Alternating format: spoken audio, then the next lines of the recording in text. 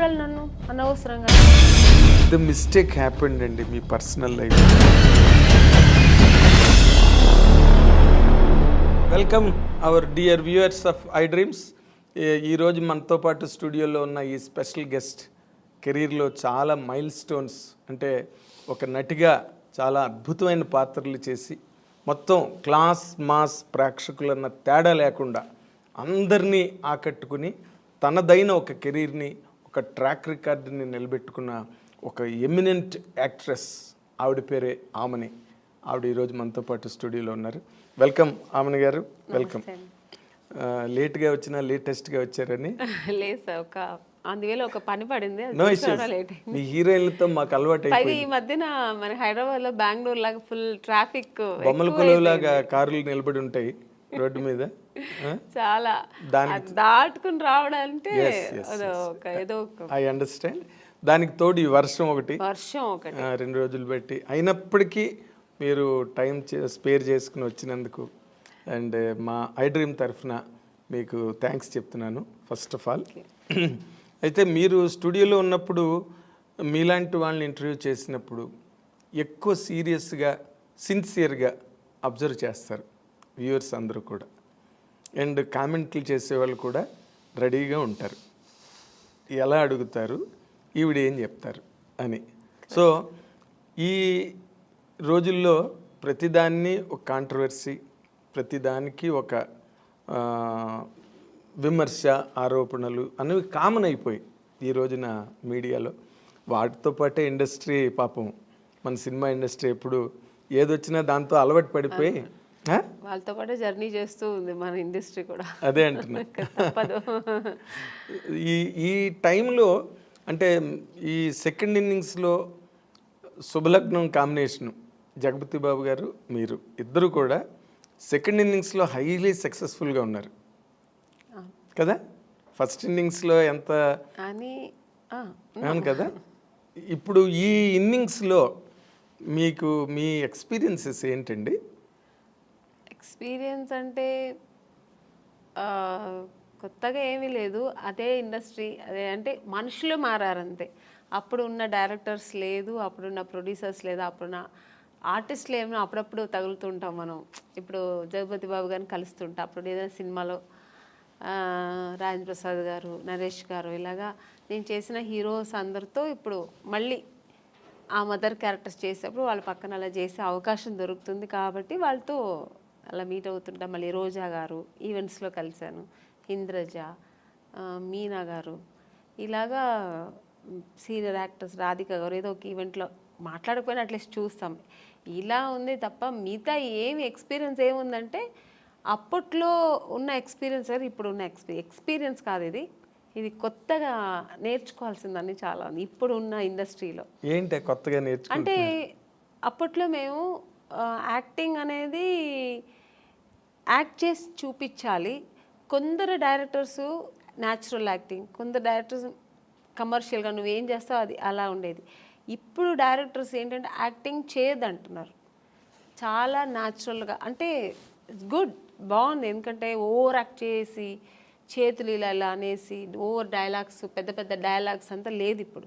చాలా sweet and short and స్వీట్గా చిన్న డైలాగు దాన్ని చక్కగా మన ఫేస్లో ఎక్స్ప్రెషన్స్తో చెప్పాలి ఇప్పుడు. అది నాకు కొత్త ఎక్స్పీరియన్స్. అంటే అప్పట్లో నేను ఒక బాపు గారు, కె విశ్వనాథ్ గారు సినిమాలో అలా ఎప్పుడో మనకు పండగ పబ్బాలు వచ్చినప్పుడు ఎలా మనకు కొత్త రకంగా ఉంటుంది, అలాగే నాకు వాళ్ళ సినిమాలు చేసినప్పుడు మనకు అనిపిస్తుంది. రెగ్యులర్గా సినిమాలు వేరు. అవును, ఇప్పుడు మన బాబు గారు సినిమా చేసినప్పుడు ఒక స్పెషల్ ఉంటుంది, కె విశ్వనాథ్ గారు ఒక స్పెషల్ ఉంటుంది, కె రాఘవేంద్ర గారు, దాసరి నారాయణరావు గారు సినిమాలు ఇలా ఒక్కొక్కరు ఒక్కొక్క టేస్ట్ ఉంటుంది, ఒక్కొక్క స్కూల్ ఉంటుంది వాళ్ళకి. సో అవి నేర్చుకుంటుంటాం. ఇప్పుడు అలా కదా, ఆల్ డైరెక్టర్స్ ఇలా ఒకేలాగా ఇలాగే లేదు మేడం, ఇలాగే ఉండాలి. యాంగిల్స్ కూడా వాళ్ళు చూసారండి, ఇప్పుడున్న డైరెక్టర్స్ అందరూ ఒకేలాగే ఈ యాంగిల్స్ పెట్టడం, లాంగ్ షాట్ తీయడం, మళ్ళీ క్లోజప్ తీయడం, మళ్ళీ సేమ్ డైలాగ్ని సజెషన్ చేయడం, సో అది వాళ్ళు వాళ్ళు ఇప్పుడు ఇప్పుడు అలా తీస్తారేమో మాకు తెలియదు, అంటే నాకు డైరెక్షన్ గురించి అవగాహన లేదు, నాకు నాలెడ్జ్ లేదు, బట్ తెలుస్తుంది నాకు ఓ రకంగా ఎక్స్పీరియన్స్ యాక్ట్రెస్ గా మీకు తెలియాలి కదా. అందరూ ఒకే రకంగా ఇప్పుడు చేస్తుంటారు. మనకు అప్పట్లో వేరు, ఇప్పట్లో వేరు. చేసే ఆ డైరెక్షన్ కానీ, మేకింగ్ కానీ, కెమెరా మేకింగ్ కానీ, ఇవన్నీ మనకు ఆ లైటింగ్స్ కానీ ఇవన్నీ కొత్తగా ఉన్నాయి. సో ఇప్పుడు దీనికి అలవాటు పడిపోయాం. అంతేనా? అంతే. కాదు అంటే మామూలుగా అప్పటికి అదేలాగా మానిటర్ మాకు అప్పుడు లేదు. పర్ఫెక్షన్ మనం ముందే చేసుకోవాలి అన్నీ. ఆల్రెడీ మనం అన్నీ చేసుకుని టేక్ అన్నప్పుడు ఒక్క టేక్ ఎప్పుడైనా చాలా కష్టం, పెద్ద డైలాగ్స్ ఏదైనా కొంచెం ఎక్స్ప్రెషన్స్ కష్టం ఉన్నప్పుడు సెకండ్ టూ టేక్స్ అలా తీసుకున్నాం. చాలా రేరు ఆర్టిస్టులు అందరూ ఒక 4-5 టేక్స్ తీసుకోవడం అంటేనే మాకు నర్వస్ అయిపోతుంటుంది. రెండో టేక్ అనేప్పటికి అమ్మో బాబాయ్ ఏంటి రెండో టేక్ తీసుకున్నాం అండి. ఇప్పుడు అలా కాదు, అసలు వాళ్ళు రిహర్సల్ చూడట్లేదు. ఏ డైరెక్టర్ సరే రెడీ మేడం ఇచ్చారా ఓకే డైలాగ్ చూసుకున్నా ఆ టేక్ వెళ్ళిపోదాం మేడం అంటున్నా. అంటే మేము ముందు ప్రిపేర్ మేము అయిపోవాలి, లేదంటే ఏం తీస్తున్నారో మనకు తెలియదు. ఒకసారి చూసుకోవడం కానీ, మన ప్లేసెస్ ఎక్కడుంటాయి, మా యాంగిల్స్ ఎలా వస్తాయి, లైటింగ్ ఎలా పడుతుంది, ఇవన్నీ ఏమి ఇప్పుడు చూసుకోవట్లేదు. అంటే వాళ్ళకు కాన్ఫిడెంట్ బాగా వస్తుంది అని. సో మనం ఆర్టిస్ట్ అలా ఉండలేము. ముందే మనం వాళ్ళు ఏం చేస్తారో మనం తెలుసుకొని దానికి తగినట్టుగా ఇప్పుడు రిహార్సల్స్ గట్ట ఉండేవి అప్పుడు రిహార్సల్ ఎక్కువ ఉండేది, టేక్ తక్కువ ఉండేది. ఇప్పుడు టేక్లు ఎక్కువైపోయింది, రిహార్సలే ఉండట్లేదు. ఇప్పుడు టేక్ అంటే బాగా రాలేదు ఇంకో వన్ మోర్. ఎందుకంటే డిజిటల్ కదా, వాళ్ళకి ప్రాబ్లం లేదు, ప్రాబ్లం లేదు కదా, ఆ టెన్షన్స్ వాళ్ళకి లేదు. బట్ మాకేమనిపిస్తుంది ఒక టేక్ రెండో టేక్ అప్పట్లో ఉన్న ఆర్టిస్టులు అందరికీను ఒకసారి అన్నీ పక్కా చూసుకొని ఒకే టేక్ చేసేయచ్చు కదా. మళ్ళీ ఎందుకు చేస్తారు? ఇప్పుడు ఒక ఎమోషనల్ అని మళ్ళీ చేస్తే రాదండి. అవును, పక్కా చూసుకుని ఒకసారి చేస్తేనే ఆ డెప్త్ ఒక్కసారే బాగుంటుంది, మళ్ళీ చేస్తే బాగుండదు. అది ఇప్పుడు వాళ్ళకి చెప్పి అర్థం చేయించాలా లేదో తెలియదు, కానీ కొంతమంది చెప్పేస్తారు. నేనైతే చెప్పను, వాళ్ళు చెప్తే మళ్ళీ ఇంకా చేయాల్సిందే. సో అలాగా ఈ డిఫరెన్సెస్ ఉండ తప్ప నార్మల్గా అయితే బాగుంది ఇండస్ట్రీ, చాలా బాగుంది.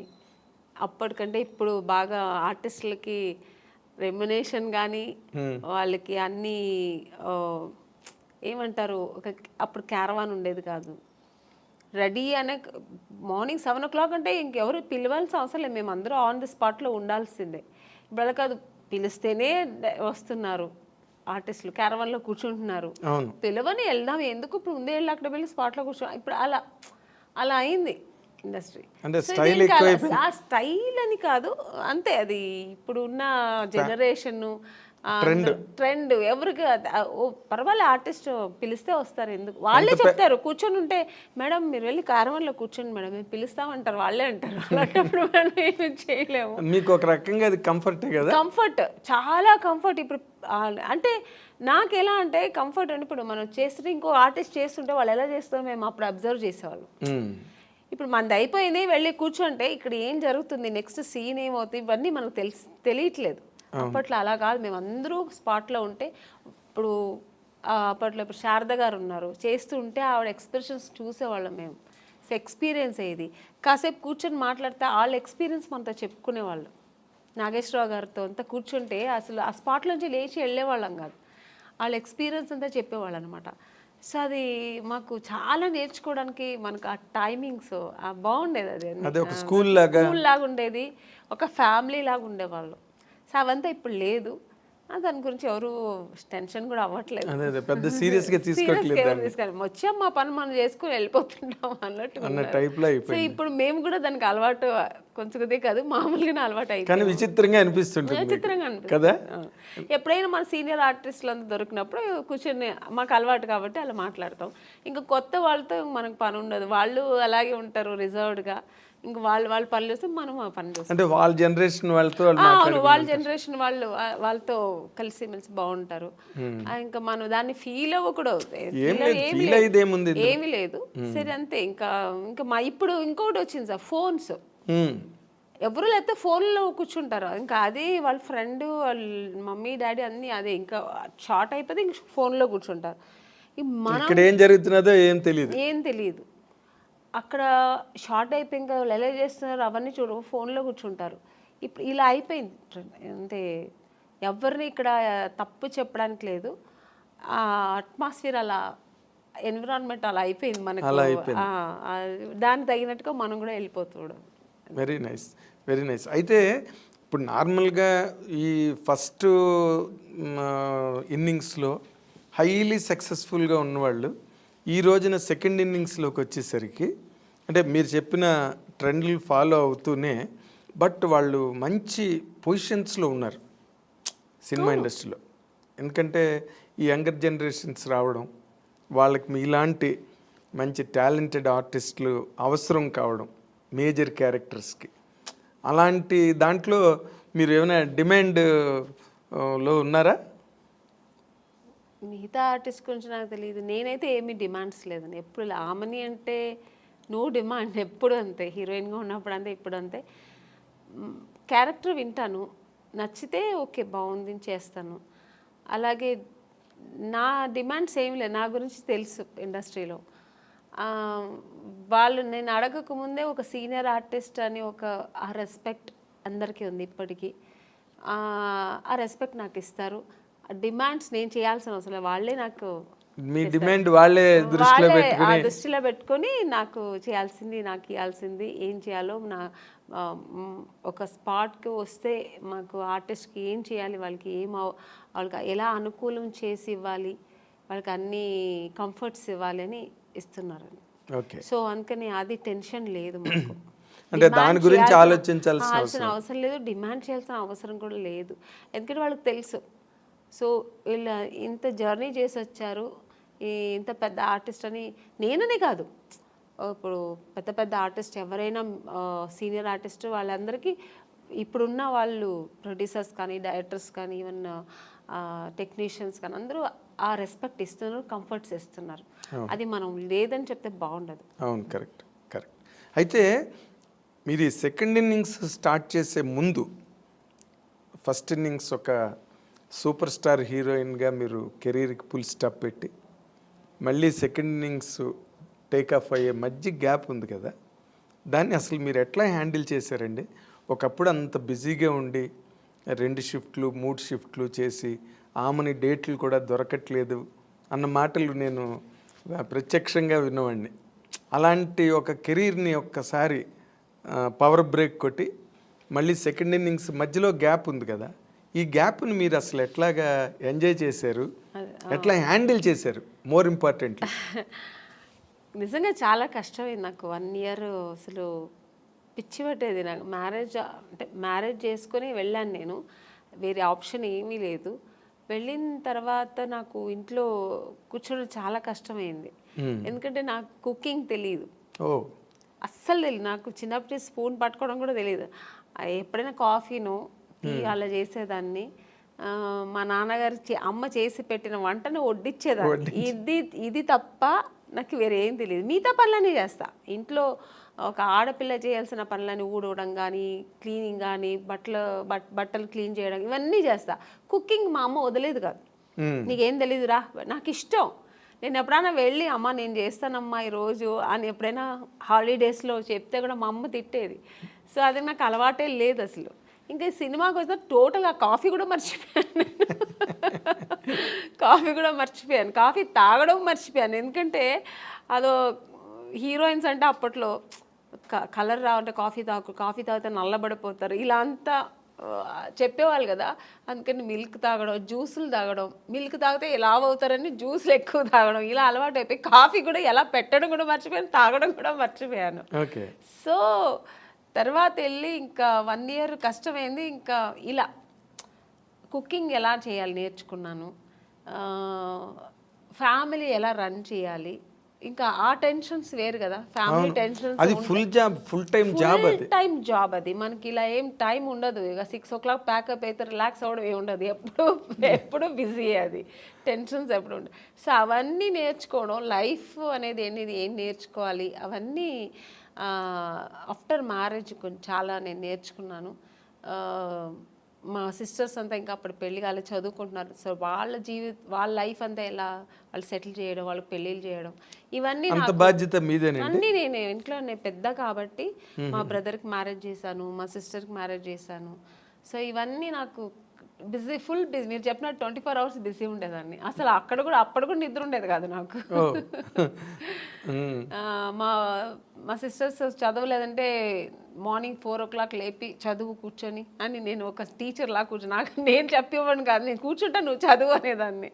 సో ఇలా బిజీ అయ్యాను కాబట్టి నాకు అందులో ఒక 1 year కష్టమైంది, తర్వాత అలవాటు అయిపోయింది. ఆ లైఫ్ అలవాటు అయిపోయింది. తర్వాత బాగుంది కూడా లైఫ్ అనుకున్నాను. ఇది కూడా ఒక అంటే ఎక్కడికి వెళ్ళక్కర్లేదు, ఏ గొడవైనా ఇంట్లోనే. సో హ్యాపీగా ఎక్కడ నాకు మామూలుగా బయట వెళ్ళడం అంత పెద్ద ఇంట్రెస్ట్ లేదండి. పార్టీలు, పబ్బులు అని వెళ్తారు కదా, నాకు అది లేదు. నాకు ఇంట్లో ఉంటే ఫ్యామిలీ చూసుకోవడం, ఎలాగో ఒక 3-4 hours దేవుడు ఇంట్లోనే గడిపేస్తా. నాకు పూజలు అవన్నీ చాలా ఇష్టం, దేవుడు నమ్మకం ఎక్కువ. సో అక్కడ సగం నాకు టైం. రేపు దేవుడికి ఏ పువ్వులు కొనాలి, ఎంత పువ్వులు కొనాలి, ఎక్కడ కొనాలి, ఇలా ఉంటుంది నాకు మొత్తం. ఈ ఆలోచనలు ఎక్కువ. రేపు ఏంటి ఏకాదశ, రేపు ఏం పూజ చేద్దాం, రేపు ఫాస్టింగ్ ఉందామా, సో ఈ ఆలోచనలు ఉంటాయి. పిల్లలకి ఏం డ్రెస్ కొనాలి, మా సిస్టర్స్ అయినా కూడా వాళ్ళకి నేనే వెళ్ళి పర్చేస్ చేసేదాన్ని, షాపింగ్ చేసేదాన్ని. సో ఇలా బిజీ ఉండేదాన్ని. ఓకే. బట్ నేను అంటే చాలామంది హీరోయిన్లతో ఈ ఇండస్ట్రీలో వాళ్ళ అనుభవాలన్నీ చూసాం కాబట్టి, ఇన్ జనరల్గా సినిమా కెరీర్లో ఉండే ఛాలెంజెస్ కానీ, లేకపోతే పర్సనల్ లైఫ్, ఫ్యామిలీ లైఫ్లో ఉండే ఛాలెంజెస్ కానీ, వాటిలో మేజర్ డిఫరెన్స్ ఏమైనా మీరు ఫీల్ అయ్యారా? అంటే కెరీర్లో కొన్ని ఛాలెంజెస్ ఉంటాయి, అలాగే ఫ్యామిలీ లైఫ్ వాటిని మెయింటైన్ చేయడం, బ్యాలెన్స్ చేసుకోవడం, ఆ ఎమోషన్స్ని మేనేజ్ చేసుకోవడం, ఇవన్నీ కూడా ఛాలెంజెస్సేగా.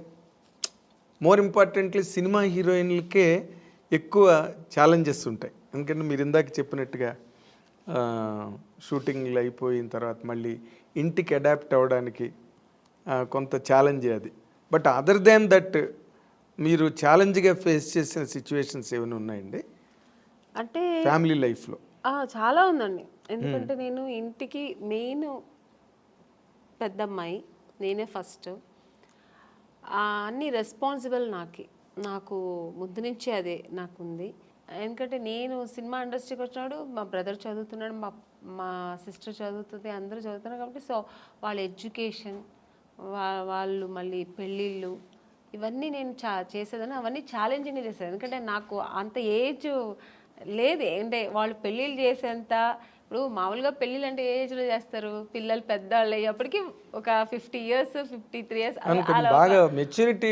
అప్పుడు మనకు అలా ఉన్నప్పుడు చేస్తాం. కానీ నేనే ఇంకా పెళ్లి చేసుకుని అప్పుడే వెళ్ళాను. ఆ టైంలో వాళ్ళకి పెళ్ళిళ్ళు చేశానంటే మీదే కొత్త పెళ్లి కూతురు టైప్లో నేను నా లైఫ్ ఎంజాయ్ చేయలేదు, ఫుల్ వాళ్ళకి స్పెండ్ చేశాను.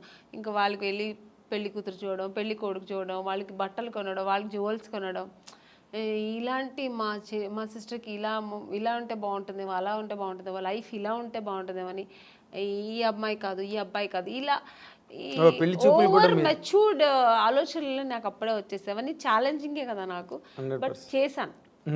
నాకైతే కొంచెం టెన్షన్స్ ఎక్కువ ఉండేది కానీ చేశాను. సినిమా టెన్షన్స్ వేరు, ఈ టెన్షన్స్ వేరు. సో అక్కడ కూడా మనకు ఎక్కడ కొద్దిగా ఫైనాన్షియల్ ప్రాబ్లమ్ వస్తే మళ్ళీ అది టెన్షన్. మా ఇంత గ్రాండ్గా చేయాలి, ఎందుకంటే మా అమ్మాయి, మా సిస్టర్ పెళ్ళి కదా, మా బ్రదర్ పెళ్ళి కదా, గ్రాండ్గా చేయాలి. ఆమ్ని గారు చెల్లెలు అంటారు, ఆమ్ని గారు తమ్ముడు అంటారు అని.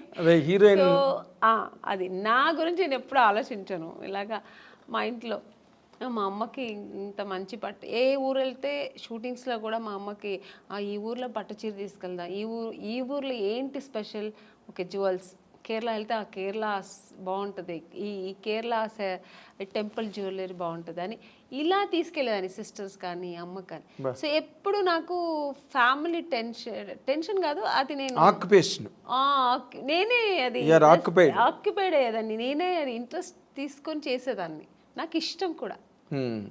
అంటే బేసిక్గా ఇప్పుడు సినిమా కెరీర్ అంటే మీకు బోల్డ్ పొగడ్తలు, అవార్డులు, షూటింగ్లు, చప్పట్లు, అసలు గ్రాండ్గా ఉంటుంది డే అంతా.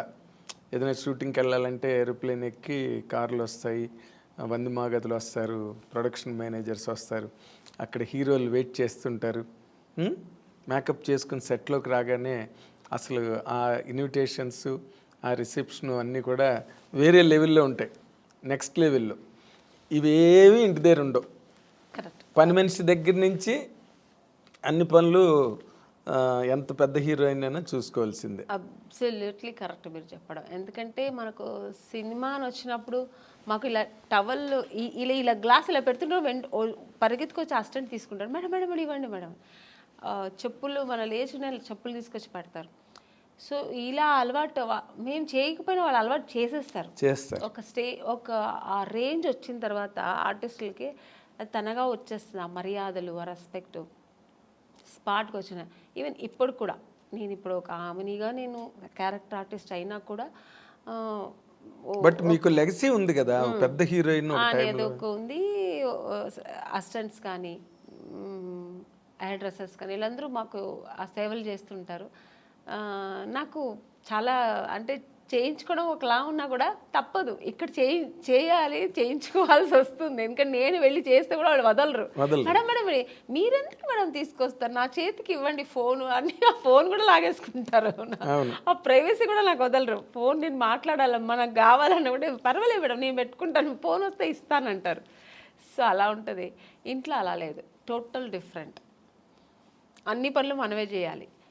అంటే న్యాచురల్గా మామూలుగా ఇప్పుడు పని మనుషులు ఉంటారండి, కానీ వాళ్ళు 24 hours మాకు సర్వీస్ చేయరు. ఏదో వాళ్ళు ఒక టైంలో చేసి ఏదో చేసుకుంటూ వాళ్ళ పనులు వాళ్ళు చూసుకుంటుంటారు, చేసేసి వెళ్ళిపోతారు. అదర్వైజ్ మనమే కదా చేసుకోవాలి. అన్ని పనులు మనమే కుకింగ్ ఏదో మనమే ఎక్కడ ఎత్తుకోవాలి, ఉప్పు ఎక్కడ ఉంది, ఇది ఎక్కడ ఉంది మనమే ఎత్తుకోవాలి, మనమే వేయాలి. మనకు శారీస్ రేపు పార్టీకి వెళ్ళే ఏదో ఒక పెళ్ళికి వెళ్తున్నాం అనుకోండి, అమ్మో రేపుకి ఏం జ్యువెలరీ, ఏం సారీ అన్నీ మనమే ఎత్తి పెట్టుకోవాలి. అదేం తప్ప అనట్లేదు, ఎందుకంటే అదొక లైఫ్ స్టైల్. మనకు సెల్ఫ్ ఒక ఇది వస్తుంది, మాకు సెల్ఫ్ కాన్ఫిడెన్స్, మనది మనం ఎలా చేసుకోవాలని ఆ ప్రైవసీ కూడా ఉంటుంది. మన ఇష్టంగా ఎలా చేసుకో, ఇక్కడ అన్ని డిపెండ్ అవుతాం ఒకరి మీద. వాళ్ళు ఇచ్చిన జ్యువెలరీ వేసుకుంటాం, వాళ్ళు ఇచ్చిన శారీ వేసుకుంటాం. అక్కడ అలా కదా అని మనకి ఇష్టపడి మనం చేసుకుంటాం. So total different. ఆ లైఫ్ అనుభవిస్తాం, ఈ లైఫ్ అనుభవిస్తాం. ఆర్టిస్టులకి అదొక వరం అండి. ఎగ్జాక్ట్లీ. తర్వాత ఇంకొక ముఖ్యమైన పాయింట్ ఏంటంటే, మీరు సినిమా హీరోయిన్లుగా వచ్చి ఒక రేంజ్ వచ్చి ఇన్కమ్, ఎర్నింగ్స్, సినిమాకి రెమ్యునరేషన్స్ పెరుగుతూ ఉంటాయి. అవన్నీ కూడా ఫైనాన్షియల్గా చాలా ఒక ఫ్లో, ఆగని ఫ్లో ఉంటుంది సినిమా కెరీర్లో. ఫ్యామిలీ లైఫ్లో అది కంట్రోల్ అయిపోతుంది, ఎందుకంటే మీ వైపు నుంచి ఎర్నింగ్ ఉండదు కదా. కెరీర్ ఆపిన తర్వాత అసలు ఆ ఫైనాన్షియల్గా వాటిని ఎట్లా మేనేజ్ చేసేవారండి? ఇప్పుడంటే కెరీర్ అంటే వేరే, ఇప్పుడు రెగ్యులర్ ఇన్కమ్ ఉంటుంది, సినిమా తర్వాత సినిమా కమిట్ అవ్వడం. నాకు ఎందుకంటే నాకు బై బర్త్ నా అలవాట్లు ఏంటంటే అండి, నేను ఎక్కువ విచ్చలవిడిగా ఎప్పుడు ఖర్చు పెట్టాను చిన్నప్పటి నుంచి. ఒక పొదుపు అంటారు కదా, అది మా నాన్నగారు మంచిగా ఉన్నప్పుడే సరే, కొంచెం ఫైనాన్షియల్ ప్రాబ్లం వచ్చినప్పుడే సరే నేను ఎప్పుడు పొదుపుగానే ఉంటాను. మా సిస్టర్, మా బ్రదర్ అంతా కొంచెం డిఫరెన్స్. అంటే శుభలగ్నంలో క్యారెక్టర్ లా కాదు, అలా ఆపోజిట్ క్యారెక్టర్, చాలా డిఫరెంట్ ఉంటాను నేను అన్ని విషయాల్లో. ఇంట్లో ఏదైనా ఒకటి కావాలన్నా, ఒక వస్తువు కావాలన్నా అది నాకు కొనేయాలి. ఒకరి ఇంటికి వెళ్ళాను అనుకోండి, వాళ్ళ ఇంట్లో చూసానంటే మన ఇంట్లో ఇది లేదు కదా అని కొనేయాలని నెక్స్ట్ అది నేను టార్గెట్ పెట్టుకుంటాను. చిన్నప్పటి నుంచి అది నాకు అలవాటు. అది లేదు సరే, మా అమ్మ అది కొనమంటే నీకు వేరే పని లేదు, వాళ్ళు పెట్టుకుంటారు మనం పెట్టుకోవాలని అమ్మ అది పెద్ద పట్టించుకునేది. మా నాన్నగారు కూడా అంతే.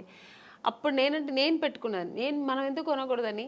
అమ్మ నాన్నగారు ఏదైనా మనకు ప్యాకెట్ మనీ లేదంటే ఎప్పుడైనా షాపింగ్కి వెళ్ళడం మిగిలితే డబ్బులు ఇస్తారు కదా, ఆ డబ్బులు పొదుపు చేసి అది కొనేదాకా నాకు నిద్ర పట్టేది కాదు.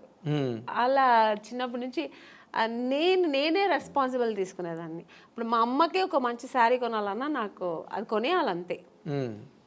మా నాన్నగారికి ఏదైనా గిఫ్ట్ ఇవ్వాలా నేను చేసేయాలి. అలా ఒక చిన్నప్పటి నుంచి నేనే ఆ రెస్పాన్సిబుల్ ఎక్కువ తీసుకున్నాను. ఐ వాంటెడ్ వాంటెడ్గా నేనే వాలంటరీగా నేనే వీళ్ళందరికీ చెయ్యాలి, నేనే పెట్టాలి, ఇల్లు క్లీన్గా ఉండాలి. మార్నింగ్ లేచానంటే ఇల్లు ఫస్ట్ నీట్గా ఉండాలి. ఓసిడి అంటారు వీళ్ళు చేస్తే అంతా ఓసిడి అంతా ఉండదండి. చిన్న చిన్న విషయాలకి చేయి గడగడం, ఇది తీసి అక్కడే పెట్టాలి, ఇక్కడ అంత లేదు. ఒక ఇంట్లో ఎంటర్ అయినప్పుడు డీసెంట్గా నీట్గా ఉండాలి. ఇల్లు అనిన తర్వాత మరీ అంత అంటే అది ఇల్లులాగా ఉండదు. ఇప్పుడు పిల్లలు పెద్దలు ఇంట్లో గీకుతారు అన్ని ఆ ఏజ్ నుండి చేస్తారు. వాళ్ళు చేయకూడదు, ఇలా పెట్టకూడదు, మరి అంత ఓవర్ నేను అంత స్ట్రిక్ట్గా ఉండను, అంత మరి డిసిప్లిన్ ఉండాలి అంతే. అలాగే నీట్గా ఇల్లు అంటే ఇల్లులా ఉండాలి. కొంచెం అది ఎక్కడ నేర్చుకున్నా మా నాన్నగారు. ఒక వస్తువు పెడితే మా నాన్నగారు మళ్ళీ కళ్ళు మూసుకొని మళ్ళీ అక్కడ చేయి పెడితే దొరకాలి. మా నాన్నగారికి దొరకలని టెన్షన్ అయిపోయారు. ఇక్కడ పెట్టాను ఎవరు తీశారు అని ఫుల్ అరిచేవారు అనమాట.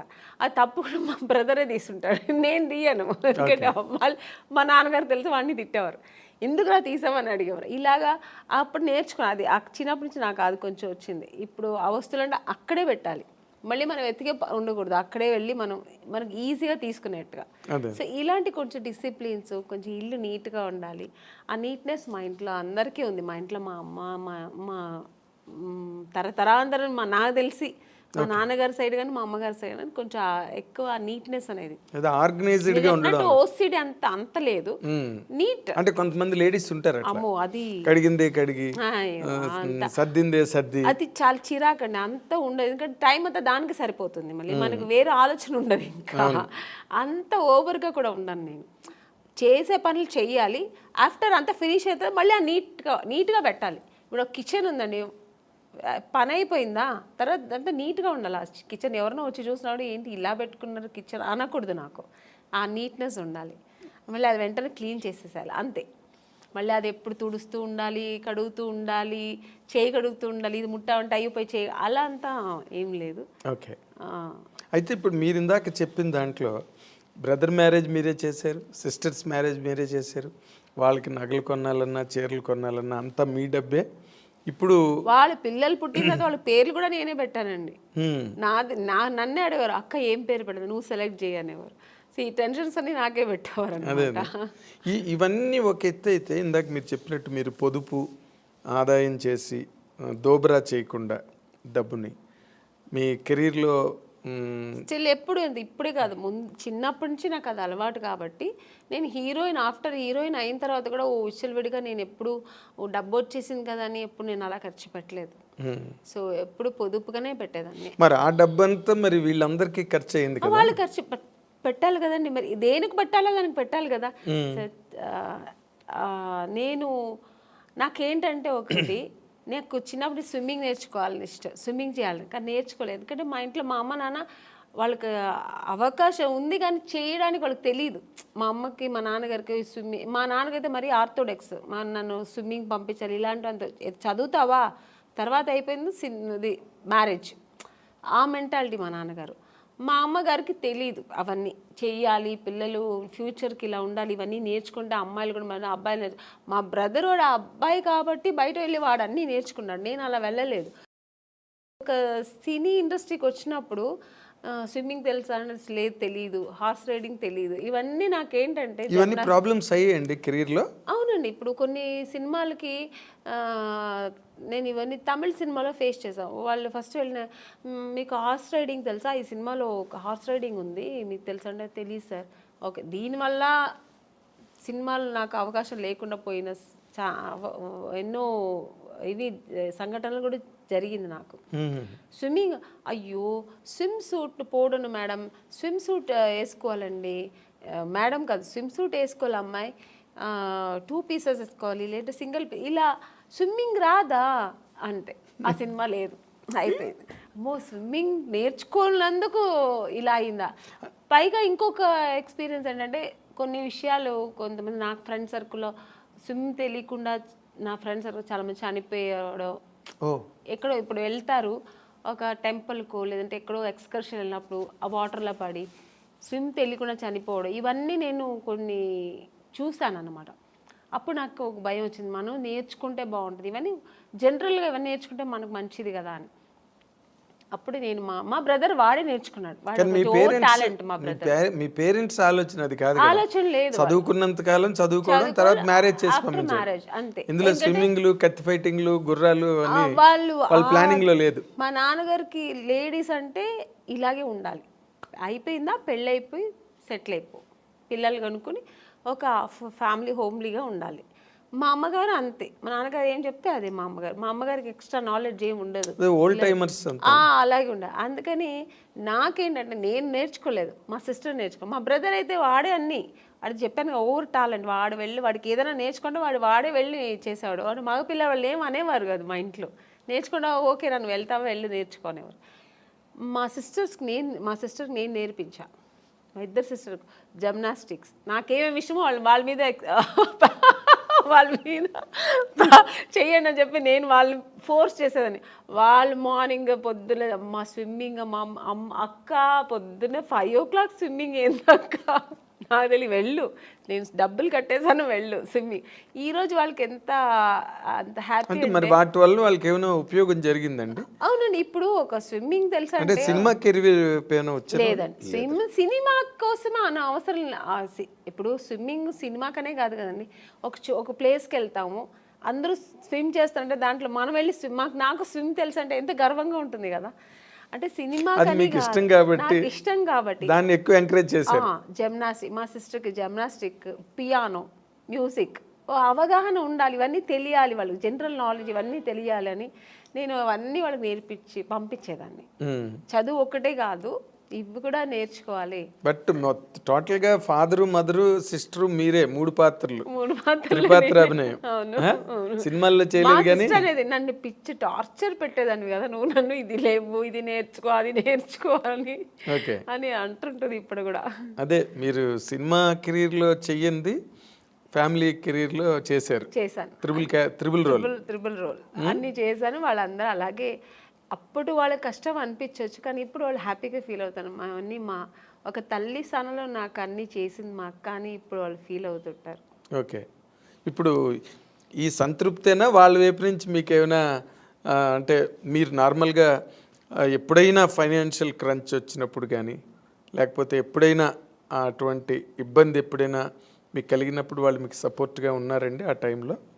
సపోర్ట్ అంటే నాకు దేవుడు ఒక పరిస్థితి ఇవ్వలేదండి భగవంతుడు నాకు.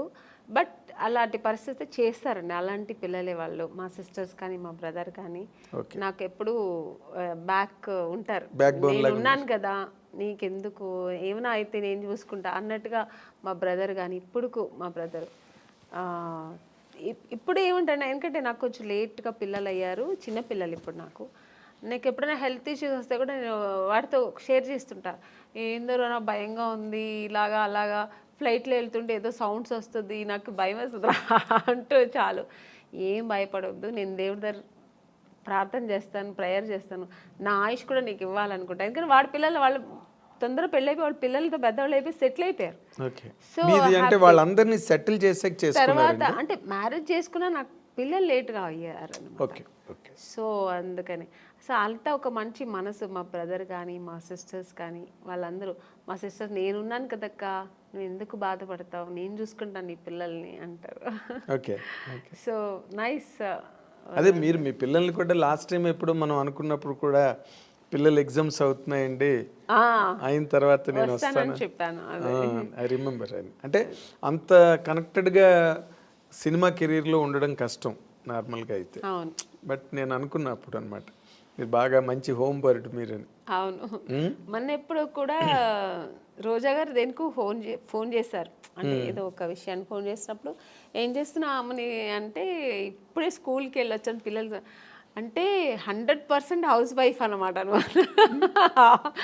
అవును, అంటే తను మంచి వీరవనిత కదా మన రోజా. అయ్యో అసలు అంత నా వల్ల అయితే కాదండి అలాగా, అంత డేర్ అండ్ డాష్. ఒక ఇండస్ట్రీలో ఒక ఎంత మంచి ఆర్టిస్ట్ అంత మంచి పొలిటీషియన్ కూడా తను. మంచి స్పీకర్ వావ్. అసలు దేనికి ఎవరికి భయపడదు, ఏది మాట్లాడాలనుకుంటుందో అది అంత డారింగ్ అండ్ డాషింగ్ మాట్లాడుతుంది. సరే తర్వాత దాని మీద విమర్శలు ఎలా వస్తాయి ఏమొచ్చే తర్వాత విషయం. కానీ ముందు మాట్లాడాల్సింది మాత్రం ఏమనుకుంటారో అది మాట్లాడేస్తారు ప్రవాహంలో మాట్లాడేస్తుంది. నిజంగా. అయితే మీ ఇందాక coming back to the point, ఇప్పుడు మీరు అంత ఫ్యామిలీ లైఫ్లో అంత ఆక్యుపైడ్గా మీరు అంత నిండా మునిగిపోయి అందులో మళ్ళీ అసలు ఈ సెకండ్ ఇన్నింగ్స్ అన్నది ఎందుకు స్టార్ట్ అయిందండి? అంటే ఫర్ వాంట్ ఆఫ్ ఎర్నింగ్స్ కాదండి, యాక్చువల్గా నాకు సినిమా ఇండస్ట్రీ నేను చాలా ఇష్టపడి వచ్చాను. అవును, ఇంట్లో అందరితో ఫైటింగ్ చేసి నేను అయితే హీరోయిన్ అయితే లేకపోతే చనిపోతానన్న ఆ లెవెల్కి వెళ్ళాను నేను అనమాట అప్పట్లోనే. సో అంత ప్రతిఘటన ఎందుకు వచ్చిందండి? నాకు ఏంటి హీరోయిన్ కాకపోతే నేను చనిపోతాను అన్నంత. అంతే, ఫస్ట్ వచ్చి నేను అవ్వాలనేది ఫస్ట్ వచ్చి ఇష్టం అండి, ప్యాషన్. చిన్నప్పటి నుంచి నాకు ఊహ తెలిసినప్పటి నుంచి నేను సినిమాలో చేయాలి, నేను ఒక ఆర్టిస్ట్ అవ్వాలి, హీరోయిన్ అవుతానా లేదా ఆర్టిస్ట్ అవ్వాలి. తర్వాత ఒక ఏజ్ వచ్చినప్పుడు నేను హీరోయిన్స్ అంతా రాధా గారు, శ్రీదేవి గారు, జయప్రద గారు, జయసుధ గారు వాళ్ళ సినిమాలను చూసేవాళ్ళు కదా. విజయశాంతి గారు ఫైట్, ఆ ప్రతిఘటన సినిమా అంతా చూసినప్పుడు నేను కూడా ఇలా చేయాలి, ఆ రోల్ మోడల్ వీళ్ళందరూ నాకు సో ఇలా నేను చేయాలి, హీరోయిన్గానే చేయాలి, హీరోయిన్ అయితేనే ఇవన్నీ చేయగలుగుతాం. సో అక్కడి నుంచి అది స్టార్ట్ అయింది. ఇండస్ట్రీకి వచ్చి ట్రై చేసినప్పుడు ఫెయిల్యూర్ వెళ్ళినప్పుడు మనం ఏమనుకుంటాం, మేము అందంగా ఉన్నాము, మాకు అన్నీ తెలుసు, వెళ్ళిన వెంటనే రామ్మా నువ్వు ఈ సినిమాలో నువ్వే హీరోయిన్ అని రెడ్ కార్పెట్ వేసి వెంటనే ఇచ్చేస్తారా అనే ఒక ఊహలో వస్తాం. నేనే కదా, అందరూ వచ్చేవాళ్ళు అలాగే వస్తారు. సో ఒక డ్రీమ్తో వచ్చినప్పుడు ఇక్కడ వచ్చిన తర్వాత ఇప్పుడు ఒక మౌంటైన్ ఉందండి, అది దూరం నుంచి చూస్తే అది చాలా అందంగా ఉంటుంది. దగ్గర వెళ్ళిన తర్వాత ఎన్ని రాళ్ళు ఉన్నాయి, ఎన్ని ముళ్ళు ఉంటాయి, దాన్ని అక్కడ ఎక్కడానికి ఎంత కష్టం ఉంటుంది అనేది తర్వాత తెలుస్తుంది. అదే అందుకే దూరపు కొండలు నునుపు అంటారు కదా, అలాగే నాకు కూడా నేను అలా అనుకుని వచ్చాను. తర్వాత ఇక్కడ వచ్చిన తర్వాత సో అంత ఈజీ కాదు అనిపించింది. ఇప్పుడైనా మనకి ఇండస్ట్రీ చాలా ప్లాట్ఫామ్స్ ఉంది. ఒకవేళ హీరోయిన్ అవ్వలేదు, ఒక 4-5 సినిమాలు ట్రై చేసాం, దొరకలేదు అనుకోండి, ఓకే లేకపోతే ఏంటి మనం ఏదో చేసుకుందాం, యాంకర్ అవ్వచ్చు, దాంట్లో ట్రై చేయొచ్చు, సీరియల్ హీరోయిన్ అయిపోవచ్చు, చాలా ఉన్నాయి ఇప్పుడు మనకు ఆప్షన్స్ ఎక్కువ ఉన్నాయి. మోడలింగ్ చేయొచ్చు, దానికి తగినట్టుగా మనం మన బాడీని చేసుకుని మోడలింగ్ చేయొచ్చు. ఇలా చాలా ఆప్షన్స్ ఉన్నాయి. మెయిన్ వచ్చినప్పుడు ఇండస్ట్రీ ఓన్లీ హీరోయిన్ చేయాలి, లేదంటే సిస్టర్ రోల్, మదర్ రోల్, ఆ ఏజ్లో సిస్టర్ రోల్, లేదంటే ఫ్రెండ్స్ రోల్, ఇలాంటి తప్ప ఆప్షన్ లేదు, ఇంటికి వెళ్ళిపోవాల్సిందే. నాకేమో అది ఇష్టం లేదు, నేను చేస్తే హీరోయినే చేయాలి. అలాంటప్పుడు ఎన్ని కష్టాలు నేను ఎదుర్కోవాల్సి వస్తుంది. అవును, మనం కండిషన్స్ పెట్టుకుంటే కష్టాలే. సో అది అప్పుడు అసలు ఎక్కువ కష్టాలు ఫేస్ చేశారండి బిగినింగ్ లో? తప్పకుండా అండి, ఎందుకంటే నాకు చెన్నైలో ఎక్కువ తమిళ్ ఇండస్ట్రీలోనే ఎక్కువ నేను ట్రై చేశాను. నాకు అప్పుడు తెలుగు టచ్ లేదనమాట. అక్కడ తమిళ్లో ట్రై చేసేటప్పుడు మా నాన్నగారు ఫ్రెండ్, ఫ్యామిలీ ఫ్రెండ్, ఆయనకు కూడా తమిళే తెలుసు, ఆయనకి తమిళ్ అతనే ఆయన కాబట్టి తమిళ్ ఇండస్ట్రీకే ఆయన నన్ను చుట్టి తీసుకెళ్ళేవారు అనమాట. కంపెనీస్ అక్కడ ఉన్నారు, వెళ్ళమ్మా అక్కడ. సో ఇవన్నీ అక్కడ ఫేస్ చేశాను. బట్ నేను తెలుగులో ఫేస్ చేయలేదు, డైరెక్ట్ హీరోయిన్ అయిపోయాను. నేను అనుకొని వచ్చాను కదా, అది ఇక్కడ దొరికింది. అక్కడ చాలా కష్టమైంది. అంటే ఇక్కడ వచ్చేప్పటికి చాలా ఎక్స్పీరియన్స్ అయింది నాకు. అంటే అక్కడ ఒక ఎస్టాబ్లిష్డ్ పొజిషన్కి వచ్చాక కదా ఇక్కడికి వచ్చాను. అక్కడ ఎస్టాబ్లిష్ అవ్వలేదు, చేస్తున్నప్పుడే అంటే హీరోయిన్ ఛాన్స్ దొరికింది. నేను పడిన కష్టాలకి హీరోయిన్ ఛాన్స్ దొరికింది, బట్ నేను 100% అక్కడ సక్సెస్ అవ్వలేదు, ఇక్కడ సక్సెస్ అయ్యాను. అంటే పడిన కష్టాలు అంటే ఇప్పుడు రకరకాలుగా ఉంటాయండి కష్టాలు. కష్టం అంటే నా ఇది ఏంటంటే, నేను చేసిన ట్రావెల్ ఎలాగంటే వెళ్ళిన వెంటనే ఫొటోస్ చూసేవారండి. అప్పుడంతా ఎక్కువ ఫొటోస్, ఆల్బమ్స్, అవన్నీ ఫొటోస్ చూసి చాలా బాగుంది అమ్మాయిని వెంటనే రమ్మనని వాళ్ళు. వెళ్ళి చూసిన వెంటనే ఈ అమ్మాయి ఎక్కడో వాళ్ళ ఫేస్ ఎక్స్ప్రెషన్స్ మారిపోయేది. వాళ్ళు ఏదో ఎక్కడో ఒక ఫుల్ దీంట్లో ఉంటారు, ప్లెడ్జ్లో ఉంటారు. ఈ అమ్మాయి ఇంత అందంగా ఉంటే ఇంక డైరెక్ట్గా ఎంత ఉంటుందో అనుకొని ఒక ఊహలో ఉంటారు. నన్ను చూసినండి, మేము కొంచెం అంత నార్త్ ఇండియన్ కలర్స్ కాదు, హైట్ ఉన్నాం కానీ నార్త్ ఇండియన్ కలర్ కాదు. మెయిన్ ఆ కలర్ కాంప్లెక్షన్ కదండి. ఫస్ట్ మీకు లుక్ ఏమిస్తుందంటే ఆ కలర్ కాంప్లెక్షన్ చూసిన వెంటనే బాగుంది అనేది అనిపించేది. అక్కడ నేను ఫెయిలియర్ అయ్యేదాన్ని చూసిన వెంటనే. మీ కలర్ దెబ్బ కొట్టింది మిమ్మల్ని. ఇంకొకటి మీరు చెప్పినట్టు ఇప్పుడు ఆ స్పీకింగ్ మనం చూసిన కొంతమంది పడపడని మాట్లాడేస్తారు. నేను కొంచెం అలా మాట్లాడను, రిజర్వ్డ్గా ఉంటాను. నమస్తే నమస్తే, కూర్చుంటా కూర్చుంటా, అడిగిన దానికి ఆన్సర్ అంతే, ఎక్స్ట్రా మాట్లాడను. నేను మాట్లాడను కూడా. అది ఎంత వాళ్ళకింటే అమ్మాయి నిజంగానే యాక్టింగ్ చేస్తుందా క్యారెక్టర్ అని ఎక్కడో వాళ్ళకి ఏదో ఫీల్ అయ్యేవారు. సార్ చెప్పి పంపిస్తాం అనేవారు. ఇలా ప్రతి ఒక్క కంపెనీలో జరుగుతుంది. కానీ తమిళ్లో మీరు కలర్ అంటున్నారు, సావిత్రి గారు భయంకరమైన కారు నలుపు, వాణిశ్రీ గారు మామూలు నలుపు కాదు, ఆవిడకి 4 గంటలు 5 గంటలు మేకప్ చేసేవారు వాణిశ్రీ గారు. కరెక్టే అండి, మీరు చెప్పేది కరెక్టే. బట్ నేను వచ్చేప్పటికి ట్రెండ్ చాలా మారింది, చాలా మారింది. అంత అప్పుడు ఉన్నంత ఇప్పుడు సావిత్రి గారు అప్పుడు ఎంత లావు ఉన్నవారు, బట్ చక్కగా ఫేస్ అందంగా ఉంటే ఓన్లీ ఆ ఫేస్ చూసేవారు అనమాట. మీకు ఆ స్ట్రక్చర్ చూసేవాళ్ళు కాదు. ఈవెన్ భానుమతి గారు కానీ మన వాణిశ్రీ గారు కానీ అప్పుడంతా స్ట్రక్చర్ ఏమి చూసేవాళ్ళు కాదు. ఫేస్ వర్క్ అప్పుడు అన్న ఓన్లీ ఎక్స్ప్రెషన్స్, యాక్టింగ్ ఇది చూసేవారు అనమాట. ఆ తర్వాత జనరేషన్ ఇప్పుడు శ్రీదేవి గారు వాళ్ళంతా వచ్చేప్పటికి స్ట్రక్చర్ మెయింటైన్ చేసేవాళ్ళు, అందము అన్నీ వచ్చేసింది కదా. సో అది అప్పటికే మీకు నార్త్ ఇండియన్స్ చాలా మంది వచ్చారు. నగ్మా గారు అప్పటికి వచ్చేసారు, మీ టైంకి వచ్చేసారు. సో అక్కడ అదే వచ్చింది. ఖుష్బూ గారు వీళ్ళందరూ ఇక్కడ ఎంటర్ అయిపోయారండి. అప్పటికి వాళ్ళంతా వచ్చి ఇక్కడ అప్పుడు సామ్రాజ్యం ఏలుతున్నారు. ఆ టైంలో నేను ఎంటర్ అయ్యాను. అప్పుడు ఎలా ఉంటుంది చెప్పండి.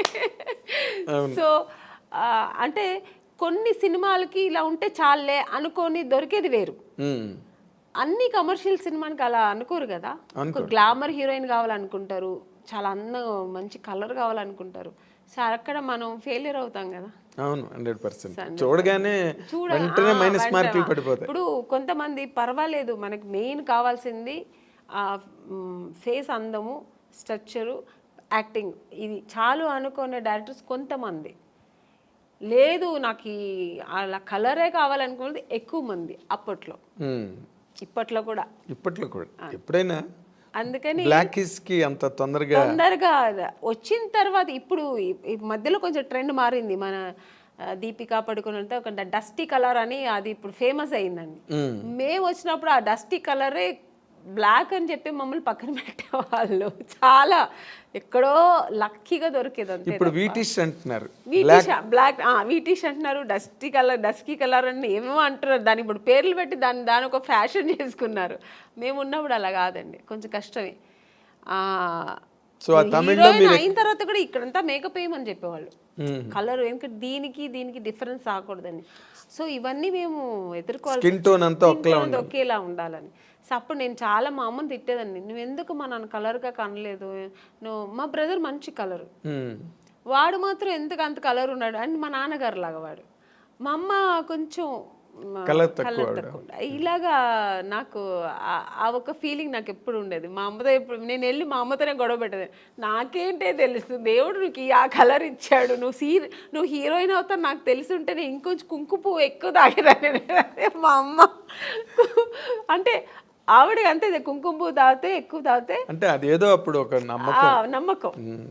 సో అలా తమిళ్లో మీరు బాగా ట్రై చేస్తున్న టైంలోనే తెలుగులో కట్ అయ్యారు అనమాట మీరు. అవును, ఛాన్స్లు వచ్చి చేసినట్టున్నారు కదా మీరు. రామరాజుతో చేశాను, రామరాజు గారితో చేశాను, శరత్ కుమార్ గారితో చేశాను. హీరోయిన్ మాత్రం అయ్యేదేమో అయిపోయాను, బట్ సక్సెస్ అనేది నాకు దొరకలేదు. హీరోయిన్ అయిన తర్వాత కూడా సక్సెస్ అనేది చాలా ఇంపార్టెంట్ అనేది నాకు తమిళ్లో తెలిసింది. ఎందుకంటే 2 సినిమాలు ఆడలేదంటేనే ఐరన్ లెగ్ అని పక్కన పెట్టేస్తారు. అప్పుడు కాదు ఇప్పుడు అంతే కదా, ఎప్పుడైనా సెంటిమెంట్ ఎక్కువ చూస్తారు మన ఇండస్ట్రీలో.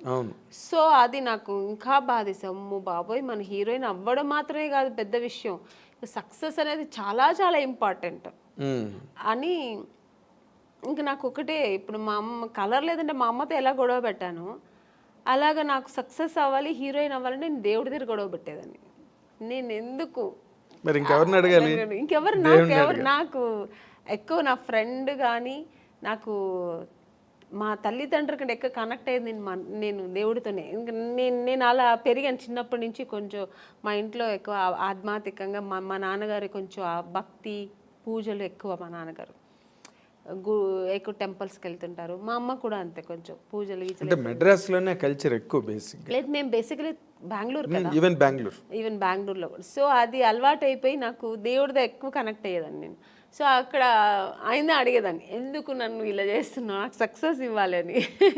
సినిమా షూటింగ్ వెళ్తున్నానంటే ఫస్ట్ దేవుడు ఈ సినిమా పెద్ద సక్సెస్ అవ్వాలి వేడుకుంటా. ఇప్పుడు కూడా అంతే, ఏ సినిమా నేను చిన్న క్యారెక్టర్ చేసినా దేవుడి దగ్గర అదే వేడుకుంటా. నేను చేసిన ప్రొడ్యూసర్స్ హ్యాపీగా ఉండాలంటే ఆ సినిమా సక్సెస్ అవ్వాలి. సో దాన్ని సక్సెస్ చేయాలని అయితేనే కదా మళ్ళీ. అవును కదా, ఆ ప్రొడ్యూసర్స్ బాగుంటాయి కదా, మనలాంటి వాళ్ళు అందరూ బాగుంటాం. 100%. అదే ఇందాక మీరు చెప్తున్న దాంట్లో అంటే తమిళ్లో మీరు చేస్తున్నప్పుడు ఏమైనా మీ మీద పాలిటిక్స్లు గట్ట ఏమైనా జరిగాయండి? అంటే లేదండి, అలాంటి వాతావరణం ఏమైనా ఉండేది అప్పుడు? నాకు అలాంటి వాతావరణం ఎక్కడా లేవు. వచ్చాయి ఇప్పుడు పెద్ద పెద్ద కంపెనీలు ఎక్కడ నాకు రాలేదు. ఎందుకంటే మీరు గరగడ్డ గోపన్న సినిమాలో ఫస్ట్ బుక్ అయింది, అది వచ్చి అలా జరిగింది. తర్వాత దేవికి గారి అమ్మాయి కనక దానిలోకి వచ్చింది. యాక్చువల్గా కరకట్టకారంలో నా ఫొటోస్ వెళ్ళి ఫస్ట్ సెలెక్ట్ అయిపోయానండి. సెలెక్ట్ అయిపోయి ఇంకా షూటింగ్ ఇంకొక 15 days 10 days ఉందన్నప్పుడు అక్కడ ఒక చిన్న కాంట్రవర్సీ జరిగింది. అంటే నన్ను తీసుకెళ్ళి యాక్ట్రెస్ నళిని గారు అని ఉంటారు, అవును, రామరాజు గారు వాళ్ళ వైఫ్, వాళ్ళు సిస్టర్ హస్బెండ్ నన్ను తీసుకెళ్లారు. యాక్చువల్గా ఆయన ముందు నళిని గారికి మేనేజర్ అట. సో అది ఆయన ప్రొఫెషనల్ అనమాట. సో నన్ను తీసుకెళ్ళి చూపించి ఓకే అయింది, నా ఫొటోస్ ఓకే అయింది. తర్వాత ఆయన ఏమన్నారంటే 5 years అగ్రిమెంట్ వేసుకోవాలి, నేను మీరు హీరోయిన్ చేస్తారు కదా, అన్ని డేట్స్ నేనే చూస్తాను. ఓకే, డేట్స్ ఫైన్, మీరు డేట్స్ చూసుకోండి అన్న. బట్ రెమ్యునేషన్ నాకు 50%, మీకు 50% అన్నారు. అది నేనైతే ఓకే చెప్పాను. నాకు అప్పుడు అంత హీరోయిన్ అయిపోవాలి, పెద్ద హీరోయిన్ అయిపోవాలి. అక్కడ నాకు డబ్బు ప్రిఫరెన్స్ నేను ఎప్పుడు ఇవ్వను, నాకు తెలియదు కూడా. డబ్బు ఇలా చేయొచ్చు, డబ్బు కూడా చాలా ముఖ్యం అనేది ఇప్పుడు తెలుసు, నాకు అప్పుడు తెలియదు. మా అమ్మ వద్దనేసారు. మన నాన్నగారికి ఫోన్ చేసి చెప్పాను, నాన్నగారు కూడా అలా అంత వద్దమ్మా అన్నారు. మా అమ్మ అయితే వద్దు, అలా అంత అవసరం లేదు, డేట్స్ కావాలంటే మీరు చూడండి, పర్సంటేజ్ ఏదో ఉంటాయి కదా అలా తీసుకోండి అలా అన్నారు. సో టోటల్గా వాళ్ళతో మనం డిపెండ్ అయిపోతే కష్టం అని చెప్పి నా అమ్మ వద్దనేసారు. నేనన్నాను, ఎందుకమ్మా అంటే మళ్ళీ మనకు సినిమాలో ఆ సినిమా పోతుంది అనమాట. నువ్వు అవ్వాలంటే హీరోయిన్ ఎవరు మార్చలేరు, దేవుడు ఉన్నాడు, నువ్వేం భయపడకు, వద్దు అలాగంతా అనేస్తే నెక్స్ట్ జరిగింది అదే. ఆ సినిమా నాకు లేదు, నేను కరగాటక సినిమాలో లేదు, వాళ్ళు పిలవనే లేదు మళ్ళీ నన్ను. మరి ఇతను మేనేజర్ కదా, ఏం చేశారో తెలియదు. మొత్తానికి అక్కడ వాళ్ళు మళ్ళీ అదే మన దేవిక గారికి డాటర్ని వేశారు. సినిమా కూడా పెద్ద సక్సెస్, చాలా పెద్ద హిట్ అయింది. రామరాజ్కి అప్పుడు ఎంజీఆర్ కున్నంత ఇమేజ్ ఉండేది. ఆవిడ కూడా, అమ్మాయి కూడా పెద్ద హీరోయిన్ అయింది. బట్ ఆ నెక్స్ట్ సినిమా మళ్ళీ నాకు దొరికింది ఆయనతోనే, అదే రామరాజు గారితోనే, సేమ్ గంగేమరన్ గారి డైరెక్షన్ లో ఆయన సెకండ్ సినిమానే నాకు దొరికింది. ఎట్లా అదేలా జరిగింది ఏమో తెలియదండి. మళ్ళీ ఎందుకంటే వీళ్ళు ఓన్లీ ఫొటోస్ చూపించారు. రవి గారు అని పెద్ద స్టిల్ ఫోటోగ్రాఫర్ అండి, రవి అని. ఆయన అసలు ఆ ఫొటోస్ చూసాను, మామూలుగా తీసినప్పుడు ఏం పెద్ద లైట్స్ 2 lights పెట్టి తీస్తాడు ఆయన, చాలా బ్యూటీగా ఉంటుంది, చాలా బాగుంటుంది అసలు, ఏదో ఒక సంథింగ్ స్పెషల్. మనకు తెలుగులో సెబాస్టియన్ బ్రదర్స్ ఉండేవాళ్ళు, సేమ్ అలాగా అక్కడ ఆయన తమిళ్లో ఆయన చేసిన స్టిల్స్ అక్కడ ఫస్ట్ ఓకే అయింది. సెకండ్ నేను సెబాస్టియన్ బ్రదర్ ఆఫీస్ వాళ్ళతో ఫొటోస్ తీయాలని వెళ్తే ఆయన సెబాస్టియన్ బ్రదర్ ఊరికే వాళ్ళ ఆఫీస్ ముందు ఊరికే ఒక 2 photos తీశాడు ఆయన. ఇవేం మేకప్ లేదు, మామూలుగా నేను వెళ్ళాను, ఫొటోస్ తీస్తే ఆ ఫోటో నాకు ఇచ్చారనమాట. అది ఎవరు చూసినా అమలా గారులా ఉన్నారు, ఇలా ఉన్నారు, అలా అంటే ఒక ఆర్టిస్ట్లా ఉండేది, మేకప్ లేదు, ఏమీ లేదు, చాలా బాగుండింది, ఇంత బ్యూటీ ఉండింది. ఆ ఫొటోస్ ఎలాగో మేనేజర్ తీసుకెళ్ళి గంగేమరన్ వాళ్ళకి, మీకు తమిళ్లో ఎక్కువ కొంచెం న్యాచురల్ ఇష్టపడతారు, ఓవర్ మేకప్, కలర్ మేకప్ కూడా ఎక్కువ ఉండదు. ఆయనకు చాలా నచ్చింది ఆ ఫోటో. మళ్ళీ ఆ అమ్మాయి ఈ అమ్మాయి అనుకున్నారా లేదు, ఏమి జరిగిందో ఆ ఫోటో చూస్తే ఆయన వెంటనే పిలిచి మాట్లాడి ఆ సినిమాకు అవకాశం ఇచ్చారు. హీరోయిన్గా. సో అక్కడ హీరోయిన్ అయిన తర్వాత ఇక్కడికి వచ్చారు మీరు. అవును, హీరోయిన్ చేస్తున్నాను, అది ఇంకా సగంలో ఉంది షూట్. ఆ సగం అవుతున్నప్పుడు మళ్ళీ ఇంకో సినిమా అంటే ఇప్పుడు మామూలుగా గంగేమ్రాన్ గారి సినిమా పెద్ద బ్యానర్లో రామరాజు గారు పక్కన చేస్తున్నానప్పుడు ఒక 2-3 సినిమాలు నేను అప్పటికే బుక్ అయిపోయాను అక్కడ. సో చేస్తూ ఉన్నప్పుడు నాకు తెలుగులో ఆఫర్ వచ్చింది, ఎవరు మన ఈవి గారు. కానీ నాకు తమిళ్లో ఇంత కష్టపడి ఇంకా తెలుగు ఎంత పెద్ద ఇండస్ట్రీ అప్పట్లో. అవును, ఎప్పుడైనా పెద్ద ఇండస్ట్రీ, ఇప్పుడు అంతకన్నా పెద్ద ఇండస్ట్రీ. ఇప్పుడు అంటే నేనేమంటాను, అప్పుడు ఓన్లీ తెలుగు మాత్రమే పెద్ద ఇండస్ట్రీ. ఇప్పుడు కన్నడ, హిందీ, తమిళ్ ఇప్పుడు అన్నీ కొంచెం ఆ ఈక్వల్ వచ్చేసింది.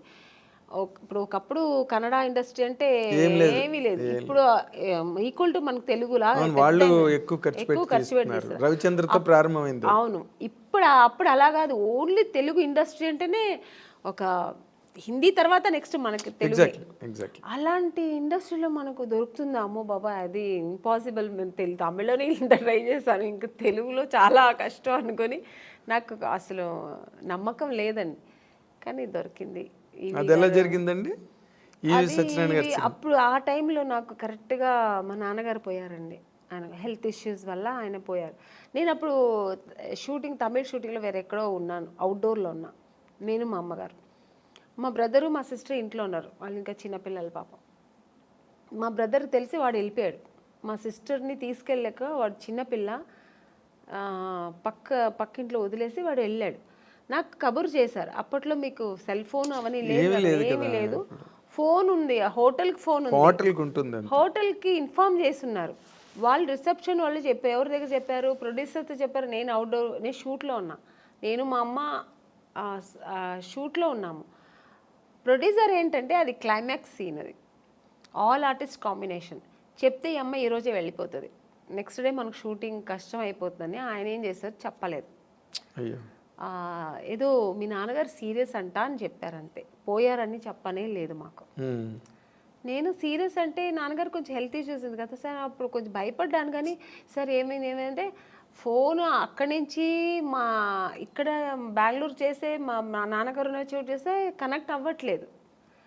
సరే అని చెప్పి నేనేం చేశాను, నువ్వు నెక్స్ట్ డే మళ్ళీ మా బ్రదర్ ఫోన్ చేసి కొంచెం ఏదో ప్రెషర్ ఇచ్చినప్పుడు నెక్స్ట్ డే మార్నింగ్ చెప్తున్నాడు ఆయన, ఇలా నాన్నగారు ప్రాబ్లం ఉన్నారు, పోయారు అన్నట్టుగా. ఓ ఇంకా అంతే, నేను ఇంకా నిలవలేదు, ఆగలేదు. ఈవినింగ్ ఫ్లైట్కి బయలుదేరి వచ్చాము, చెన్నై డైరెక్ట్ బెంగళూరుకి వెళ్ళలేదు, చెన్నైకి వచ్చి వెళ్దాము అని వచ్చే లోపల ఇక్కడ మా బ్రదరు వాడు ఫినిష్ చేసుకుని వచ్చేసాడు. అప్పటికి నాన్నగారు అన్ని కార్యాలు చేసుకుని ఇంటికి వచ్చి ఆడ అక్కడ వస్తున్నాడు, మేము వస్తున్నాం. నాకు అసలు తెలియదు కదా, బయలుదేరప్పుడు చెప్తున్నారు వాళ్ళు. అదే మీ సినిమా యాక్టర్స్ జీవితంలో ఇలాంటి డ్రామాటిక్ సిచ్యువేషన్స్ అది నేను ఎప్పుడు మర్చిపోలేని సిచ్యువేషన్. ఎందుకంటే వాళ్ళు ఏం అనలేము, ఎందుకంటే వాళ్ళ సిచ్యువేషన్ ఏంటంటే నేను కొత్త అమ్మాయి, వాళ్ళు చెప్తే ఈ అమ్మాయికి వెళ్ళిపోతే ఈ అమ్మాయి కోసం పెద్ద పెద్ద ఆర్టిస్ట్ అందరూ కాంబినేషన్ మిస్ అవుతుంది, వాళ్ళ ప్రాబ్లమ్స్. అది నా ప్రాబ్లం ఏంటి, మా నాన్నగారు పోయారు, నాకు తెలియదు విషయం. ఇలా ఒక సిచ్యువేషన్ నేను అలా అప్పుడు ఎదుర్కోవాల్సి వచ్చింది. వచ్చిన తర్వాత ఏడుపులే, ఇంకా నేను వెళ్ళలే మళ్ళీ బెంగళూరు. ఇంకా నాన్నగారు పోయింది, నాన్నగారిని చూడలేదు, ఇంకేముందని ఏడుస్తూ కూర్చుంటే నెక్స్ట్ డేనే వచ్చారు నాకు. ఆ టైంలో వచ్చింది ఆఫర్, మేడం ఇలా నేను ఊర్లో ఉన్నప్పుడే ఫోన్ చేశారు వాళ్ళు, ఇలా ఉంది అని చెప్పి ఫోన్ చేసి హోటల్కి ఫోన్ చేసి చెప్తే వస్తామండి, ఇట్లా వచ్చినండి నేను కలుద్దాం అన్నా. నాన్నగారు విషయం జరిగిన తర్వాత నేను టోటల్గా మర్చిపోయాను. లేదండి నేను రాలేదు, మా నాన్నగారు వెళ్ళిపోయారు, మనసు బాగాలేదు, పైగా ఇప్పుడు చాలా డల్గా ఉన్నాను, మామూలుగా మంచిగా వచ్చినప్పుడే నన్ను సెలెక్ట్ అవును, ఇంక ఈ టైంలో నేను సెలెక్ట్ అవుతామని మనసులో నేను అనుకుని నేను రానండి, ఇప్పుడు బాగుండేది కూడా వస్తే, నా ఫేస్ వేరే డల్గా ఏడ్చి అని చెప్పా. లేదమ్మా డైరెక్ట్ గారు ఫొటోస్ చూసి చాలా, ఫొటోస్ ఎప్పుడు బాగానే ఉందంటారండి, డైరెక్ట్గా చూస్తే వద్దంటారు ఎందుకు, ఫస్ట్ మళ్ళీ తెలుగులో మంచి ఆఫర్ మళ్ళీ అక్కడ వచ్చి ఫెయిల్యూర్ అయింది తెలుసా, నాకు ఇది జరిగేది ఇదే, ఎందుకు మళ్ళీ వచ్చి వేస్ట్గా ట్రై చేయడం ఎందుకు, పైగా అంతకంటే మెయిన్ మా నాన్నగారు పోయారు. నాకు ఆ టైంలో అవేమి నాకు గుర్తు వెళ్ళాలి పోవాలని. మా అమ్మ ఏం చెప్పారంటే, నువ్వు వెళ్ళమ్మా, ఎందుకు పిలుస్తున్నారు, నాన్నగారు బ్లెస్సింగ్స్ ఉంటుంది, సినిమా దొరుకుతుంది, ఏం అలా అనుకోకు, వెళ్ళు నువ్వు డ్రెస్ అవ్వు అని చెప్తే అప్పటికప్పుడు వెళ్ళి డ్రెస్ అప్ అయ్యి వెళ్ళాను. బట్ డైరెక్టర్ గారు ఈవి గారికి చెప్పారు, వీళ్ళు నాన్నగారు పోయారు, అమ్మాయి పాప చాలా ఇబ్బందిలో ఉంది, డిప్రెషన్లో ఉందంటే వచ్చిన తర్వాత చూసారు ఆయనకు కూడా ఒక చిన్న షాక్ వచ్చింది, ఈ అమ్మాయి అన్నట్టుగా చూసి. ఎందుకంటే ఫొటోస్లో ఇంత అంటే చిన్న మేకప్ అవి ఉంటాయి కదా ఫోటోల్లో, బాగా మేకప్ ఇప్పుడు అంటే ఒక రెగ్యులర్ మేకప్ ఉంటుంది. రెగ్యులర్ మేకప్ ఉంటుంది కదా సార్, డిఫరెంట్ కాస్ట్యూమ్స్ వేసుకొని ఉంటాం, ఒక్కొక్క కాస్ట్యూమ్స్లో ఒక్కొక్క అందం ఉంటుంది. మనం మామూలుగా ఒక డ్రెస్ వేసుకుని వెళ్ళాను, పైగా మా నాన్నగారు పోయారు, నాకు పెద్ద లిప్స్టిక్ కూడా వేసుకోలే నేను, ఒక ఏదో విరక్తిలాగా వెళ్ళాను నేను. ఏముంది నాన్నగారే పోయారు అన్నట్టుగా ఆ టైంలో వెళ్తే డైరెక్ట్గా ఏం చేస్తారు, సరే మనం ఒక వీడియో టెస్ట్ చేసేద్దామని ఇమీడియట్గా అప్పటికప్పుడే ఒక మేకప్ వేసి టెస్ట్ చేశారు. అప్పట్లో వీడియో టెస్ట్ చేశారు, ఆడిషన్ చేశారు ఆయన. అప్పుడు 100% ఓకే, ఇమ్మీడియట్గా అడ్వాన్స్ ఇచ్చి. నాకు తెలుసు మీరు సెలెక్ట్ అవ్వడం, ఆ సినిమా అంతా జరగడం. ఆ దుఃఖంలో కూడా ఒక మంచి ఆ సంతోషాన్ని ఎలా సెలబ్రేట్ చేసుకోవాలని కూడా నాన్నగారు పేరు. బట్ నిజంగానే ఆయన ఆశీస్సులు, ఆయన బ్లెస్సింగ్స్, దేవుడు బ్లెస్సింగ్స్, ఆ సినిమా దొరికింది నాకు. సినిమా అది కూడా మంచి హిట్ అయింది కూడా. అక్కడి నుంచి నా లైఫ్ తమిళకి దూరం అయిపోయాను, ఇంకా అటు చూడలేదు. ఇంకా ఫుల్ నా తెలుగు ఇండస్ట్రీలో స్థిరపడడం, ఇంకా తెలుగు ప్రేక్షకులతో నేను దగ్గర అవ్వడం, మంచి మంచి సినిమాలు చేయడం. జమ్ములకి పంపిన తర్వాత ఇమీడియట్ గా మీకు ఆఫర్లు అవి వచ్చాయండి? చేస్తున్నప్పుడే రేపటి రౌడీని ఒక సినిమా చేశాను. తమిళ్లో రెహమాన్ అని ఒక హీరో ఉంటారు, రఘు లక్ష్మి గారు దాంట్లో లీడ్ రోల్ చేశారు. నాకు అత్తగారు రోల్, అలా మంచి క్యారెక్టర్, అందులో కూడా హీరోయిన్ రోల్. సో ఆ సినిమా చేసిన, ఈ సినిమా రిలీజ్ అయిన తర్వాత ఆ సినిమా రిలీజ్ అయింది, బట్ యావరేజ్ పోయింది. తర్వాత మిస్టర్ పెళ్ళాం ఇలాగా, ఇంకా అక్కడి నుంచి మొత్తం మిస్టర్ పెళ్ళాం రిలీజ్ అయిన తర్వాత అవార్డు వచ్చింది అనుకోకుండా. ఒక మంచి ఆర్టిస్ట్, అంటే చాలా పెద్ద హీరోయిన్ అయిపోయారు మీరు మిస్టర్ పెళ్ళాం తర్వాత. ఎందుకంటే ఆ సినిమా హిట్ అవడం, రాజేంద్ర ప్రసాద్ గారి కాంబినేషన్, అవతల బాపు గారు డైరెక్టర్. సో అక్కడి నుంచి నాకు నా లైఫ్ కెరియర్ టోటల్గా నేను అనుకున్నది అలా జరిగిందనమాట. అదే నాన్నగారే చూడలేకపోయాను. ఆ టైంలో మా నాన్నగారు నేను హీరోయిన్ అవ్వాలని నాన్నగారు వద్దన్నారు. తర్వాత నాన్నగారు లేదు, నువ్వు చేస్తావు, నీకు ఆ కెపాసిటీ ఉంది, నీకు ఇంట్రెస్ట్ ఉంది అని నాన్నగారు అప్రోచ్ చేసినప్పుడేమో నాన్నగారు లేరు చూడ్డానికి. అదన్నీ కొంచెం ఆ టైంలో బాధ అనిపించింది. తర్వాత ఇంకా బాధపడడానికి కూడా టైం లేదు, ఆలోచనలే. ఆయన బ్లెస్సింగ్స్ అలాగే ఉంది, దేవుడి బ్లెస్సింగ్స్తో నేను అలా ట్రావెల్ అయ్యాను. కానీ గొప్ప విషయం ఏంటంటే, గొప్ప విషయం అని కాదు, but you have to tell that ఇండస్ట్రీలో అడుగుపెట్టినప్పటికీ అసలు బొమ్మల కొలువులో ఉన్నారు హీరోయిన్స్ అందరూ. ఎంతమంది ఉండాలో సినిమా ఇండస్ట్రీలో అంత ఆ నెంబర్ ఆఫ్ హీరోయిన్స్ మళ్ళీ రిపీట్ అవ్వలేదండి, అంత నెంబర్. నాకు తెలియదండి. You can just think. ఓ పక్కన శ్రీదేవి గారి దగ్గర నుంచి మొదలెడితే విజయశాంతి గారు, రాధ, సుహాసిని, భానుప్రియ, మనోచిత్ర అని ఇంకో హీరోయిన్, వరుస హీరోయిన్లు. ఇంకొంచెం ముందుకు వస్తే సౌందర్య, నగ్మ, రోజా, కనక అవతల తమిళ్లో. ఇలాగా ఒక మినిమం ఒక 25 మంది హీరోయిన్స్ బెంగళూరు నుంచి కానీ, తమిళ్, తెలుగు. అది ఆ టైంలో అసలు మీకు అవకాశాలు రావడం అన్నది మీకు ఎలాగా అసలు జరిగిందండి? అది మిరాకల్ అని చెప్పాలా?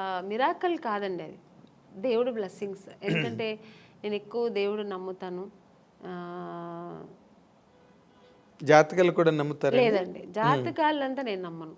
నాకు ఒక్కటి దేవుడు లేకుండా ఏమీ జరగదు, ఆయన అనుకుంటేనే అన్ని జరుగుతుంది అని ఒక నమ్మకం ఎక్కువ, భగవంతుడి మీద ఎక్కువ నమ్మకం.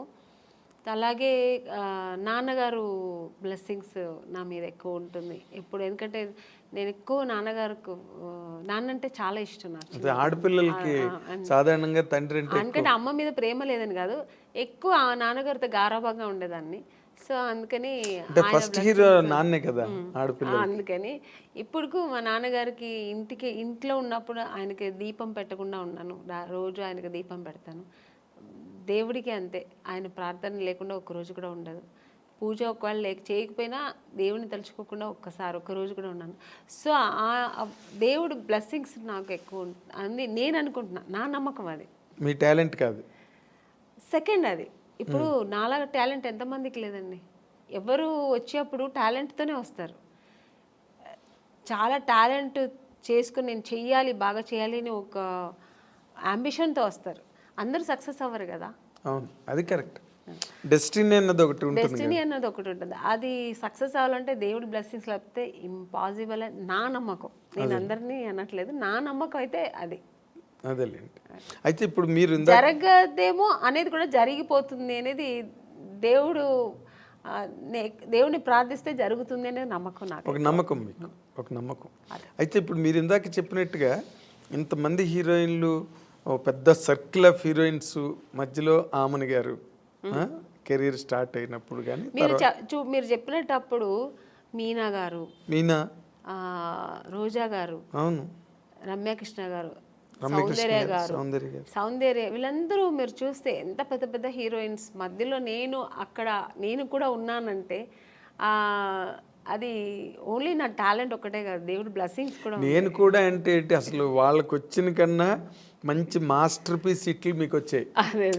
ఒక మిస్టర్ పెళ్ళం కానీ, ఒక శుభలగ్నం, మంచి క్యారెక్టర్స్ చేశాను నేను. స్టార్డమ్ అనేది పక్కన పెడితే పెద్ద పెద్ద స్టార్స్ నేను చేయకపోయి ఉండొచ్చు, బట్ మంచి మంచి డైరెక్టర్స్, పెద్ద పెద్ద స్టార్ డైరెక్టర్స్తో చేశాను. అవును, అంటే బాపు గారు పేరు చెప్తేనే తెలియని ఎవరు అసలు. బాపు గారు సినిమానా, పైగా ఆయన సినిమాల్లో హీరోయిన్స్ బాగా అవును ఫ్రేముల్ లాగా గీసి మరి అందంగా చూపిస్తారు. అందరు లేని వాళ్ళు కూడా అందంగా చూపిస్తారు ఆయన, అది ఆయన ఇది అన్నమాట. అలాగే కె విశ్వనాథ్ గారు, కె రాఘవేంద్రరావు గారు, దాసనారాయణరావు గారు, కృష్ణారెడ్డి గారు, ఇలాంటి వాళ్ళు డైరెక్టర్స్ అంతా చేసే అవకాశం, మంచి మంచి క్యారెక్టర్స్ చేసే అవకాశం, అది నా గాడ్ గ్రేస్.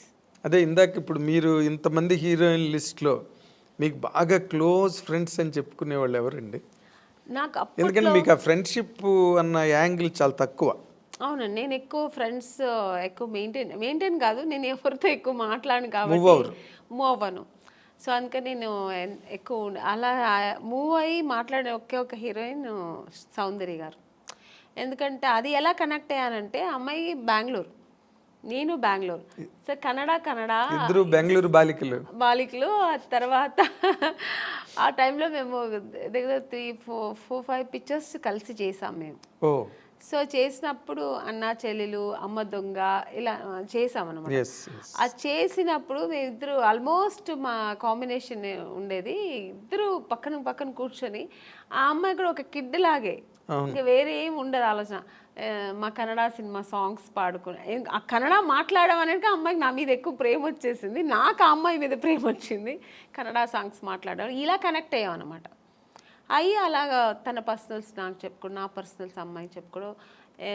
ఆఫ్టర్ నేను మ్యారేజ్ చేసుకున్న తర్వాత వాళ్ళ అమ్మగారు ఫోన్ చేసి, ఎలా ఉన్నావు అమ్మని, ఇంత బిజీగా ఉన్నావు, ఎలా ఇంట్లో కూర్చున్నావు అనేవారు. ఆ అమ్మాయి కూడా నన్ను షూటింగ్ స్పాట్కి రమ్మని పిలిచేది. తను ఓన్ సినిమా తీశారు వాళ్ళ బ్యానర్లో. అవును, అప్పుడు ఇక్కడ బ్రదర్ అమరు, అవును, రామని నాకు బోర్ కొడుతుంది, ఒంటరిగా ఉన్నాను అని, ఎక్కడో మైసూర్ దగ్గర సోమనాథ్పూర్ అని షూటింగ్లో నేను వెళ్ళలేకపోయాను, వస్తానని చెప్పాను. సో అలా చాలా దగ్గర ఉండింది. ఆఫ్టర్ మ్యారేజ్ తర్వాత కూడా నేను ఫ్రెండ్షిప్ కంటిన్యూ అయిందంటే ఒక సౌందర్య. తన నాన్నగారు పోయినప్పుడు కూడా నాకు ఫోన్ చేసి ఓని ఏడ్ చేసి, నువ్వు ఇప్పుడు రా, నేను కలవాలి, నీతో మాట్లాడాలి నేను అంటే. టైం అప్పుడు 10 o'clock అయిపోయింది, నేను షూట్ చేసుకుని వచ్చాను హైదరాబాద్లోనే. తను ప్రశాంత్ కుటీర్లో ఉంది, నేను హోటల్లో ఉన్నాను. నేను కూడా ఏదో హోటల్లో ఉన్నాను. చెప్పేదాన్ని వెంటనే కారు వేసుకుని వచ్చాను అనమాట ప్రశాంత్ కుటీర్. వస్తే కూర్చొని, ఎందుకంటే అమ్మాయి సెంటిమెంట్గా ప్రశాంత్ కుటీర్ చాలా ఎంత పెద్ద హీరోయిన్ ప్రశాంత్ కుటీర్లో ఉండేది. మేమందరూ కూడా ఒక స్టేజ్ వచ్చిన తర్వాత హోటల్స్ మారాము, అమ్మాయికి అసలు మారలేదు, ఆ రూమ్ మారలేదు, ఆ ప్రశాంత్ కుటీర్ని వదలలేదు. అంతా వెజిటేరియన్ ఫుడ్. అవును, ప్రశాంత్ కుటీర్ బాగుంటుంది, అది ఒక ఈ హోమ్లీగా ఇల్లు అట్మాస్ఫియర్ ఉంటుంది. సో అక్కడ వెళ్తే అసలు నన్ను హగ్ చేసుకుని బోర్ని ఏడ్చేసింది, చిన్నపిల్లలాగా ఏడ్చి. మా 4 పిల్లర్స్లో ఒక పిల్లర్ వెళ్ళిపోయారు నాన్నగారు, నేను అమ్మ ముగ్గురే ఉన్నాము, అమ్మని అని ఏడ్చి. అన్నాను, ఏదున్నా ధైర్యంగా ఫేస్ చేయాలి, నువ్వు ఏడవ, నేను తనకు ధైర్యం చెప్పింది, నేను అమ్మాయిలాగే. కానీ ఆ టైంలో అలా ఇద్దరికి ఒకరికొకరు చెప్పుకొని అంత క్లోజ్ ఉండేదన్నమాట అమ్మాయి. కానీ మరి అమ్మాయి పోయింది అలాగా, అప్పుడు అసలు నేను వాట్ ఎంత వాజ్ యువర్ ఏడ్చాను రియాక్షన్? అసలు. నేను షూట్లో ఉన్నానండి అప్పుడు కూడా, ఆ టైంలో షూట్లో ఉన్నాను నేను. చెప్తే నేను నమ్మలేదు. ఆ సౌందర్యాన్ని వేరే ఎవరైనా చెప్తున్నారు, సౌందర్య ఎలా పోతుంది, నేను ఎందుకు పోతుంది అన్నాను. అసలు నమ్మలేదు నేను. అసలు ఇలా కెమెరా పెట్టి ఇలా సౌందర్య గారు పోయారంటే ఇంక నేను, నాకు పక్కన మనుషులు ఉన్నారని ఏడ్చేసానండి. ఎవరి దగ్గర ఉందో ఆ క్లిప్పింగ్స్ తెలియదు కానీ చూసారంటే చాలా ఘోరంగా ఉంటుంది. చిన్న పిల్లలాగా ఏడ్చేసాను నేను. నాకు మాటలు రావట్లేదు. నాకు ఒక షాక్ లాగా అయిందనమాట. ఆ అమ్మాయి పోవడం ఏంటి అసలు. ఆ తర్వాత అసలు నేను దేవుడి దగ్గర నిజంగా, నేను ఇది ట్రూ అండి, నేనైతే దేవుడి దగ్గర ఒక్కటే వేడుకున్నా, నన్ను తీసుకెళ్ళొచ్చు కదా అమ్మాయిని ఉంచేసి అనిపించింది ఆ టైంలో. అలా ఏడ్చేసాను నేను. సో చాలా మంచి అమ్మాయి కూడా అమ్మాయి, చాలా మంచి అమ్మాయి పర్సనల్గా అన్ని విషయాల్లో చాలా మంచి అమ్మాయి. ఆ టైంలో అలా ఫీల్ అయ్యాను అనమాట. ఇప్పుడు అమ్మాయిని తలుచుకున్న రోజు ఉండదు నాకు. ఎప్పుడైనా సినిమాలు వస్తే, తన సినిమాలు చూస్తుంటే ఏడుపు వచ్చేస్తుంటుంది. నేననే కాదండి, అందరికీ సౌందర్య అంటే చాలా ఇష్టం. ఎందుకంటే అమ్మాయి ఎప్పుడు ఎవరిని ఒక్క మాట కామెంట్ చేయడం కానీ, లేకపోతే ఇంకోళ్ళని క్రిటిసైజ్ చేయడం కానీ ఉండదండి. ఆల్మోస్ట్ మీలాగే. మీ ఇద్దరు కనుక త్రాసులు వేస్తే అలాగే మంచి మంచి క్యారెక్టర్స్ చేసింది, మంచి ఆర్టిస్ట్. ఒక అమూర్ లాంటి సినిమా చేసింది, మంచి మంచి సినిమాలు వేసింది అలా. కానీ అమ్మాయి ఒక మంచి లైఫ్ చూడలేకపోయింది కదా అనిపించింది. వాస్ షీ హ్యాపీ అండి బిఫోర్ మ్యారేజ్ ఆల్సో? హ్యాపీ అండి అమ్మాయి చల్లిమ. యాక్చువల్గా అమ్మాయికి అలా ఉండడం ఇష్టం. సినిమా ఇంట్రెస్ట్ తక్కువ అండి. తను నాన్నగారు చెప్పారని హీరోయిన్ అయింది, కానీ తర్వాత తనకి ఇంట్రెస్ట్ వచ్చి తర్వాత చేసింది, అది వేరు. తన ఇష్టం ఏంటంటే మామూలు మన ఒక లైఫ్ ఉంది కదా, మ్యారేజ్ చేసుకోవాలి, మనం మామూలు ఒక సామాన్య మనుషులాగా ఉండాలని, హౌస్ వైఫ్ లాగా మన అందరిలా ఉండాలని చాలా ఇష్టపడేది. నాకు తెలుసు అమ్మాయి అలాంటి ఒక లైఫ్ ఆ అమ్మాయి అనుభవించకుండా వెళ్ళిపోయింది.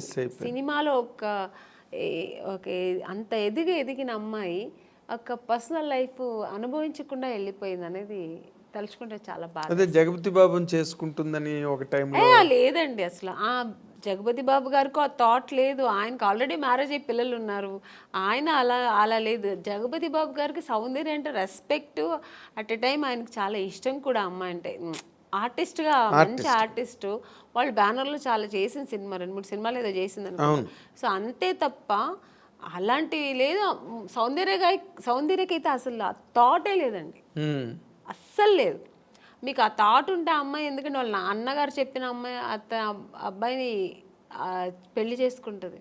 వాళ్ళ అన్నగారు చెప్పారని ఆ అమ్మాయి చేసుకుంది. వాళ్ళ అన్నగారు చెప్పి ఏ మాట, నాన్నగారు ఉన్నంత వరకు నాన్నగారు మాట వినేది. చిన్నపిల్లలాగే అండి వాళ్ళ ఇంట్లో. నెక్స్ట్ అమ్మకి కూతురులాగే ఉండేది తప్ప చెల్లెలాగా ఉండేది కాదు. అమ్మారు ఏం చెప్తే అది వినేది.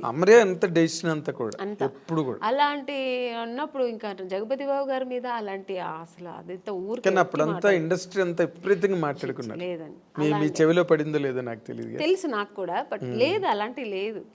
ఆ అమ్మాయికి లేదు, జగపతి బాబు గారికి కూడా లేదు అలాంటి. ఆయన అసలు అందరితో బాగా క్లోజ్ గా మాట్లాడతారు. అలాగే ఆ అమ్మాయితో కూడా ఉండేవారు అనమాట. కాకపోతే అంటే ఎక్కువ సినిమాలు కలిసి చేశారు, అందుకని అలా వచ్చింది అది. వాళ్ళిద్దరూ కొంచెం ఒక 4-5 సినిమాలు కలిసి చేశారు ఆ టైంలో. అవును. తర్వాత ఇప్పుడు క్వైట్ కాంట్రాస్ట్ రోజా గారు. అవును, మామూలు ఆటం బాంబు. నిజంగా గర్వంగా ఉందండి. ఎందుకంటే మా ఇండస్ట్రీలో ఒక హీరోయిన్ ఒక పొలిటీషియన్లు వెళ్ళి అలా గట్స్గా మాట్లాడడం నిజంగా కదా. పాలిటిక్స్ లోకి రమ్మని ఎప్పుడు అడగలేదు ఆవిడ మిమ్మల్ని? నన్ను లేదండి. అంటే రోజా గారు నాకు బాగా క్లోజే. అంటే సౌందర్య ఫ్రెండ్షిప్ వేరు. ఇప్పుడు రోజా గారు ఎలా అంటే సెట్లో ఉన్నంత వరకు చాలా బాగా మాట్లాడారు. మీరు ఇప్పుడు కూర్చుని ఉన్నంతసేపు క్లోజ్గా ఉంటారు, తర్వాత ఇంకా వాళ్ళ పనులు వాళ్ళకి, మా పనులు మనకి, అలా ఉంటారు ఆవిడ. ఆ ఫ్రెండ్షిప్ని అలా కంటిన్యూ చేయరు అనమాట. ఇప్పుడు అదే మళ్ళీ ఇళ్ళకెళ్ళి ఫోన్లు మాట్లాడుకోవడం కానీ, ఎలా ఉన్నావు, మళ్ళీ మెసేజ్లు, ఇప్పుడంతా ఫోన్లు వచ్చాయి, మెసేజ్లు పెట్టడం కానీ నేను పెడుతూ ఉంటాను, గుడ్ మార్నింగ్ మెసేజ్లు అన్నీ. తను దానికి రిప్లై చేస్తుంటుంది తప్ప పెద్దగా తను ఇంకా అంటే ఉన్న బిజీ అలాగా ఆవిడ. అంతే కదా, చాలా బిజీ కదండి ఆవిడ పనులు చేసుకోవడం కూడా టైం ఉండదు. ఇంకా మాకు మెసేజ్ లేకపోతే పెడుతూ కూర్చుంటారు చెప్పండి. సో అంతే కానీ ఆ ఫ్రెండ్షిప్ లేదని కాదు, టైం లేదు ఆవిడకి ఫస్ట్ ఆఫ్ ఆల్. ఎప్పుడు బిజీ ఉంటుందండి. ఇప్పుడే కాదు, హీరోయిన్గా ఉన్నప్పుడు చూసారంటే తమిళ్లో బిజీ, తెలుగులో బిజీ, కన్నడలో సినిమాలు చేసేది. రోజా గారు ఫుల్ బిజీగానే ఉండేవారు ఆవిడ. అవును, ఫుల్. దాని తర్వాత ఇంక పాలిటిక్స్కి వచ్చి ఈవెంట్స్ చేసేవారు, ఎప్పుడు బిజీగా ఉంటారండి. అవును, అంటే మీ ఇద్దరు మామూలుగా పాలిటిక్స్ గురించి మాట్లాడుకోవడం అలాంటివి ఏమి ఉండవు? లేదు, నాకు అసలు పాలిటిక్స్ అంత నాలెడ్జ్ లేదు, నాకేం తెలీదు. ఊరికే చూస్తుంటాను అంతే. కాదు, రోజా గారు అలా మాట్లాడుతున్నప్పుడు మీరు విని ఏంటి అలా మాట్లాడుతున్నావు ఏంటి అసలు ఏం అండం గట్ట అంటే అలా మాట్లాడాలేమో మరి, అది నాకు తెలియదు మరి. అంటే పాలిటిక్స్కి వెళ్తే అలా ఉండాలేమో, ఫైర్ బ్రాండ్ అలా, లేకపోతే ఇంకా అదే. ఇప్పుడు మన సినిమాలో మనం నటించడం ఎలాగో అలాగా అలా మాట్లాడడం అదొక నటన. ఎగ్జాక్ట్లీ, అదొక పాత్ర పోషణ. నటన అనడం కన్నా అదొక క్యారెక్టర్, దాన్ని పోషించాలి అక్కడ. అయితే మీ కెరీర్లో ఫస్ట్ ఇన్నింగ్స్ అంతా బాగా సక్సెస్ఫుల్గా ఉన్నారు, సెకండ్ ఇన్నింగ్స్లో కూడా కంఫర్టబుల్గా ఉన్నారు. మీకంటూ అసంతృప్తులు ఏం లేవండి కెరీర్లో ఇన్ జనరల్గా? అంటే మనిషి అన్న వాళ్ళకి మనం ఎంత సక్సెస్ఫుల్గా ఉన్న కెరీర్లో కొన్ని ఎక్కడో తెలియని పాయింట్లో కొన్ని డిసాటిస్ఫాక్షన్స్ అలా మిగిలిపోతాయి. అలాంటివి ఏమైనా ఉన్నాయా? లేదు, ఐఎమ్ హ్యాపీ అండి, కంప్లీట్లీ. నేను హీరోయిన్ అవ్వాలనుకున్నా, అయ్యాను. నేను అనుకోకున్న పాత్రలన్నీ నేను చేశాను. ఇప్పటికీ శుభలగ్నం అంటే శుభలగ్నం, మావి చిగురు, శుభ సంకల్పం, మిస్టర్ పెళ్ళాం, ఇలాంటి సినిమాలన్నీ చేస్తానని నేను ఎప్పుడు లైఫ్లో అనుకోలే. మామూలుగా హీరోయిన్స్ అంటే ఏంటి, 4 సాంగ్స్ ఉంటాయి, హీరో పక్కన రెయిన్ సాంగ్ ఒకటి ఉంటుంది, స్విమ్ సూట్ ఒకటి ఉంటుంది, సీషోర్ సాంగ్ ఒకటి ఉంటుంది, మళ్ళీ ఏదో రొమాన్స్ ఉంటుంది, ఇలాగే అనుకుంటాం కదా. అలా కాకుండా ఇప్పుడున్న జనరేషన్ కూడా, మేడం మీరు ఆ సినిమా చేశారు కదా, చాలా బాగుంటుంది మేడం, మొగుడిని నమ్మేస్తారు కదా, శుభలగ్నం మేడం, క్లాసిక్స్ కదా అవి, క్లాసిక్స్, మిస్టర్ పెళ్ళాం, ఇలాంటి సినిమాలు కమల్ హాసన్ గారు చేశారు కదండి. మొన్న ఎప్పుడు చెన్నైలో షాపింగ్ వెళ్ళానండి. ఆ షాపింగ్ ఓనర్ వచ్చి తెలుగు ఆయన. ఫస్ట్ నేను ఏదో మేకప్ థింగ్స్ వెతుకుతున్నాను, మీరు మేకప్ ఆర్టిస్ట్ అండి అన్నారు. అండ్ నేను మామూలు వితౌట్ మేకప్లో వెళ్ళాను. నేను మేకప్ ఆర్టిస్ట్ కాదండి, నాకు మేకప్ థింగ్స్ అంటే. తర్వాత ఆయన కొంచెంసేపు అయిన తర్వాత, కాసేపు తర్వాత ఆయన గుర్తుపెట్టాడు, మీరు ఆమ్ని గారు కదండి. బాబాయ్ ఏంటండి ఇలా సన్నబడిపోయారు అన్నారు. సన్నగా ఉంటేనే అండి మళ్ళీ ఛాన్స్ దొరుకుతాయి, లేదంటే దొరకదు, లావ్ అయిపోతే ఎలాగా అన్నాను. అప్పుడు అన్నారు, మేడం మీరు అసలు మిస్టర్ పెళ్ళాం ఏం యాక్టింగ్ అండి అంటే, కొంతమందికి మిస్టర్ పెళ్ళాం నచ్చుతుంది, కొంతమందికి శుభలగ్నం నచ్చుతుంది. అలా డిఫరెంట్ రోల్స్ నేను చేసే అవకాశాలు నాకు. సో ఎక్కడ అసంతృప్తి అన్నది ఎక్కడ లేదు. అంటే అసంతృప్తి అంటే అది చేద్దాం అనుకుని నేను చేయలేపాను, లేకపోతే ఈ ఒకరితో చేద్దాం అనుకుని ఆ కాంబినేషన్ ఇప్పటికీ ఉందండి అది అసంతృప్తి. ఇప్పుడు మన శ్రీదేవి గారు చేశారు దాన్ని, మీండం కోకిల, అది వసంత కోకిల, ఆ క్యారెక్టర్ నాకు చేయాలని ఉంది, మిగిలిపోయింది కదా. ఇప్పుడు మళ్ళీ చేయలేము ఆ క్యారెక్టర్ చేయాలంటే. అవును, ఆ స్టేజ్ ఆ ఏజ్ దాటిపోయింది. అవును, అది అలాంటి సినిమా. అలాగే ఇప్పుడు రీసెంట్గా మనం బాహుబలిలో మన రమ్యకృష్ణ గారు అసలు ఎక్సలెంట్ క్యారెక్టర్ కదా అది. సో అలాంటి క్యారెక్టర్లతో దొరికితే నేను చేయాలి అనిపిస్తుంటుంది. ఆర్టిస్ట్కి ఎప్పుడు అసంతృప్తి, తృప్తి అనేది ఉండదు. ఈ క్యారెక్టర్ నేను చేయాలి, ఆ క్యారెక్టర్ నేను చేయాలి, అన్నీ నేనే చేయాలి, కామన్ గా ఉండే తప్ప. బట్ నేను అనుకోని క్యారెక్టర్స్ కూడా నేను చేశాను కదా. అది ఇప్పుడు శుభలగ్నం అని నేను అనుకోలేదు, ఊహించిన క్యారెక్టర్స్ అవన్నీ. సో ఒక పక్కన ఆ సంతోషం కూడా ఉంది. కానీ మీరు అంతమందితో చేశారు కానీ ఒక్కళ్ళతో మిస్ అయ్యారు. తెలుసండి మీరు ఎవరిని అడుగుతున్నారని. ఎవరు చెప్పండి? మా మెగాస్టార్ చిరంజీవి గారు. అదొక్క అసంతృప్తి ఉందండి, ఆర్టిస్ట్గా అదొక్కటి ఉంది. ఎందుకంటే ఆ టైంలో ఆయనతో చేయడానికి అవకాశం రాని హీరోయిన్ మీరు ఒక్కరే. సౌందర్య చేసింది వచ్చిందండి, నాకు అవకాశం రాలేదు. నేను ఎప్పుడు ఆయన్ని జపిస్తూ ఉండేదాన్ని కదా, ఎలా దేవుడిని జపించేదాన్నో అలాగా. నేను చిన్నప్పుడు స్కూల్కి వెళ్ళే టైంలో ఆయన మన రాధా గారి సినిమాలు, విజయశాంతి గారు పక్కన చేసే సినిమాలని ఎక్కువ చూసేదాన్ని. నాకు అక్కడే నేను చిరంజీవి గారు ఫ్యాన్ అయ్యాను. అసలు ఆ చిరంజీవి గారు అంటే ఇంకా పిచ్చి, సినిమా ఎంత పిచ్చో అంతే పిచ్చి నాకు చిరంజీవి గారు అంటే. ఇంకా నేను నా రొమాన్స్ నేను సాంగ్ ఏదో నేను డ్రీమ్లో ఇలా ఊహిస్తున్నంటే అది చిరంజీవి గారు పక్కనే అంటే హీరోయిన్ తీసి మీరు వెళ్ళిపోతారా? నేను వెళ్ళిపోయేది అనమాట.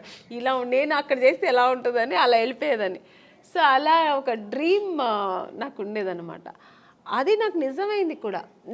నాకు నిజంగా దొరుకుతుంది అనుకోలేదు. బట్ నాకు ఆఫ్టర్ శుభలగ్నం రిక్షావాడు సినిమా, ఆ సినిమాకి నేను ఫస్ట్ అడిగారనమాట, డేట్స్ కూడా తీసుకున్నారు. మళ్ళీ ఒక షూట్కి వెళ్ళాక ఇంకా 15 days ఉన్నప్పుడు నేను చిరంజీవి గారితో మాట్లాడాను కూడా. నేను ఆ టైంలో షూట్కి వెళ్తున్నా అన్నీ తెలుసు, సౌందర్యకి తెలుసు. సౌందర్య కూడా చాలా హ్యాపీ, ఎందుకంటే సౌందర్య కూడా ఉంది ఆ సినిమాలో. నేను సౌందర్య ఇద్దరు చాలా హ్యాపీ. మేము మన ఇద్దరు మళ్ళీ కలిసి చేస్తున్నామే అని. నేను బెంగళూరు షూట్కి వెళ్తే తను ఫోన్ చేసింది నాకు. ఆఫ్టర్ 15 days తర్వాత 1 week తర్వాత ఏమైందో తెలియదండి.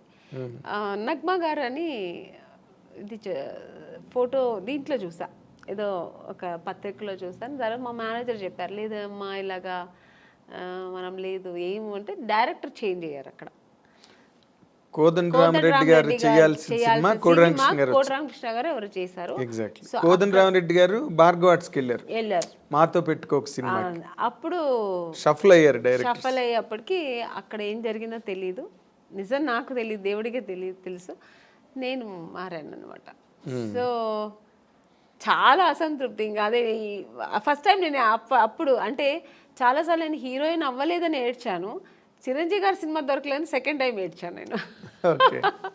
అంటే ఈయన పక్కన చేయలేదు అనే ఒక ఏడుపు అప్పుడు వచ్చింది అనమాట. అదే జీవితాంతం అది జీవితాంతం అలా ఉండిపోయిందండి, ఉండిపోతుంది కూడా. ఉంటుంది ఎందుకంటే ఇంకా దానికి ఇంకా ఆప్షన్ లేదు. మళ్ళీ ఏమైనా రాబోయే రోజుల్లో ఏదైనా సిస్టర్ క్యారెక్టర్ కూడా వచ్చిందండి, నేను చేయలేదు. స్టేట్ ఎవరు మన ఖుష్బు గారు చేశారు. ఏ సినిమా అనేది? స్టాలిన్ నాకు అడిగారు అనమాట. అడిగారు, నేను సిస్టర్ రోల్ నేను చేయను, నేను ఊహించుకోలేను అసలు ఆయన పక్కన అసలు అని నేను చేయనని చెప్పాను. మురుగదాస్ డైరెక్టర్ అడిగారండి, నేను చేయనన్నా. ఎందుకంటే నాకు చిన్నప్పుడు నా డ్రీమ్ హీరో ఆయన, నేను అసలు చేయలేను అని చెప్పాను. అసలు నా వల్ల కాదు, ఆ ఇమేజ్ కూడా చేయలేను నేను. నా డ్రీమ్ హీరో అలాగే ఉండిపోని నేను చేయనని చెప్పేసా. అప్పుడు చాలా గ్రేట్ డెసిషన్ అది. నిజంగా నేను చేయలేదు. Great decision. అవును, గ్రేట్ డెసిషన్. కన్విక్షన్. అస్సలు నేను కుదరలేదు, నీకు కుదరదు అన్నాను. చాలా ఒక 10 times ఫోన్ చేశారు, నేను చేయనని చెప్పాను.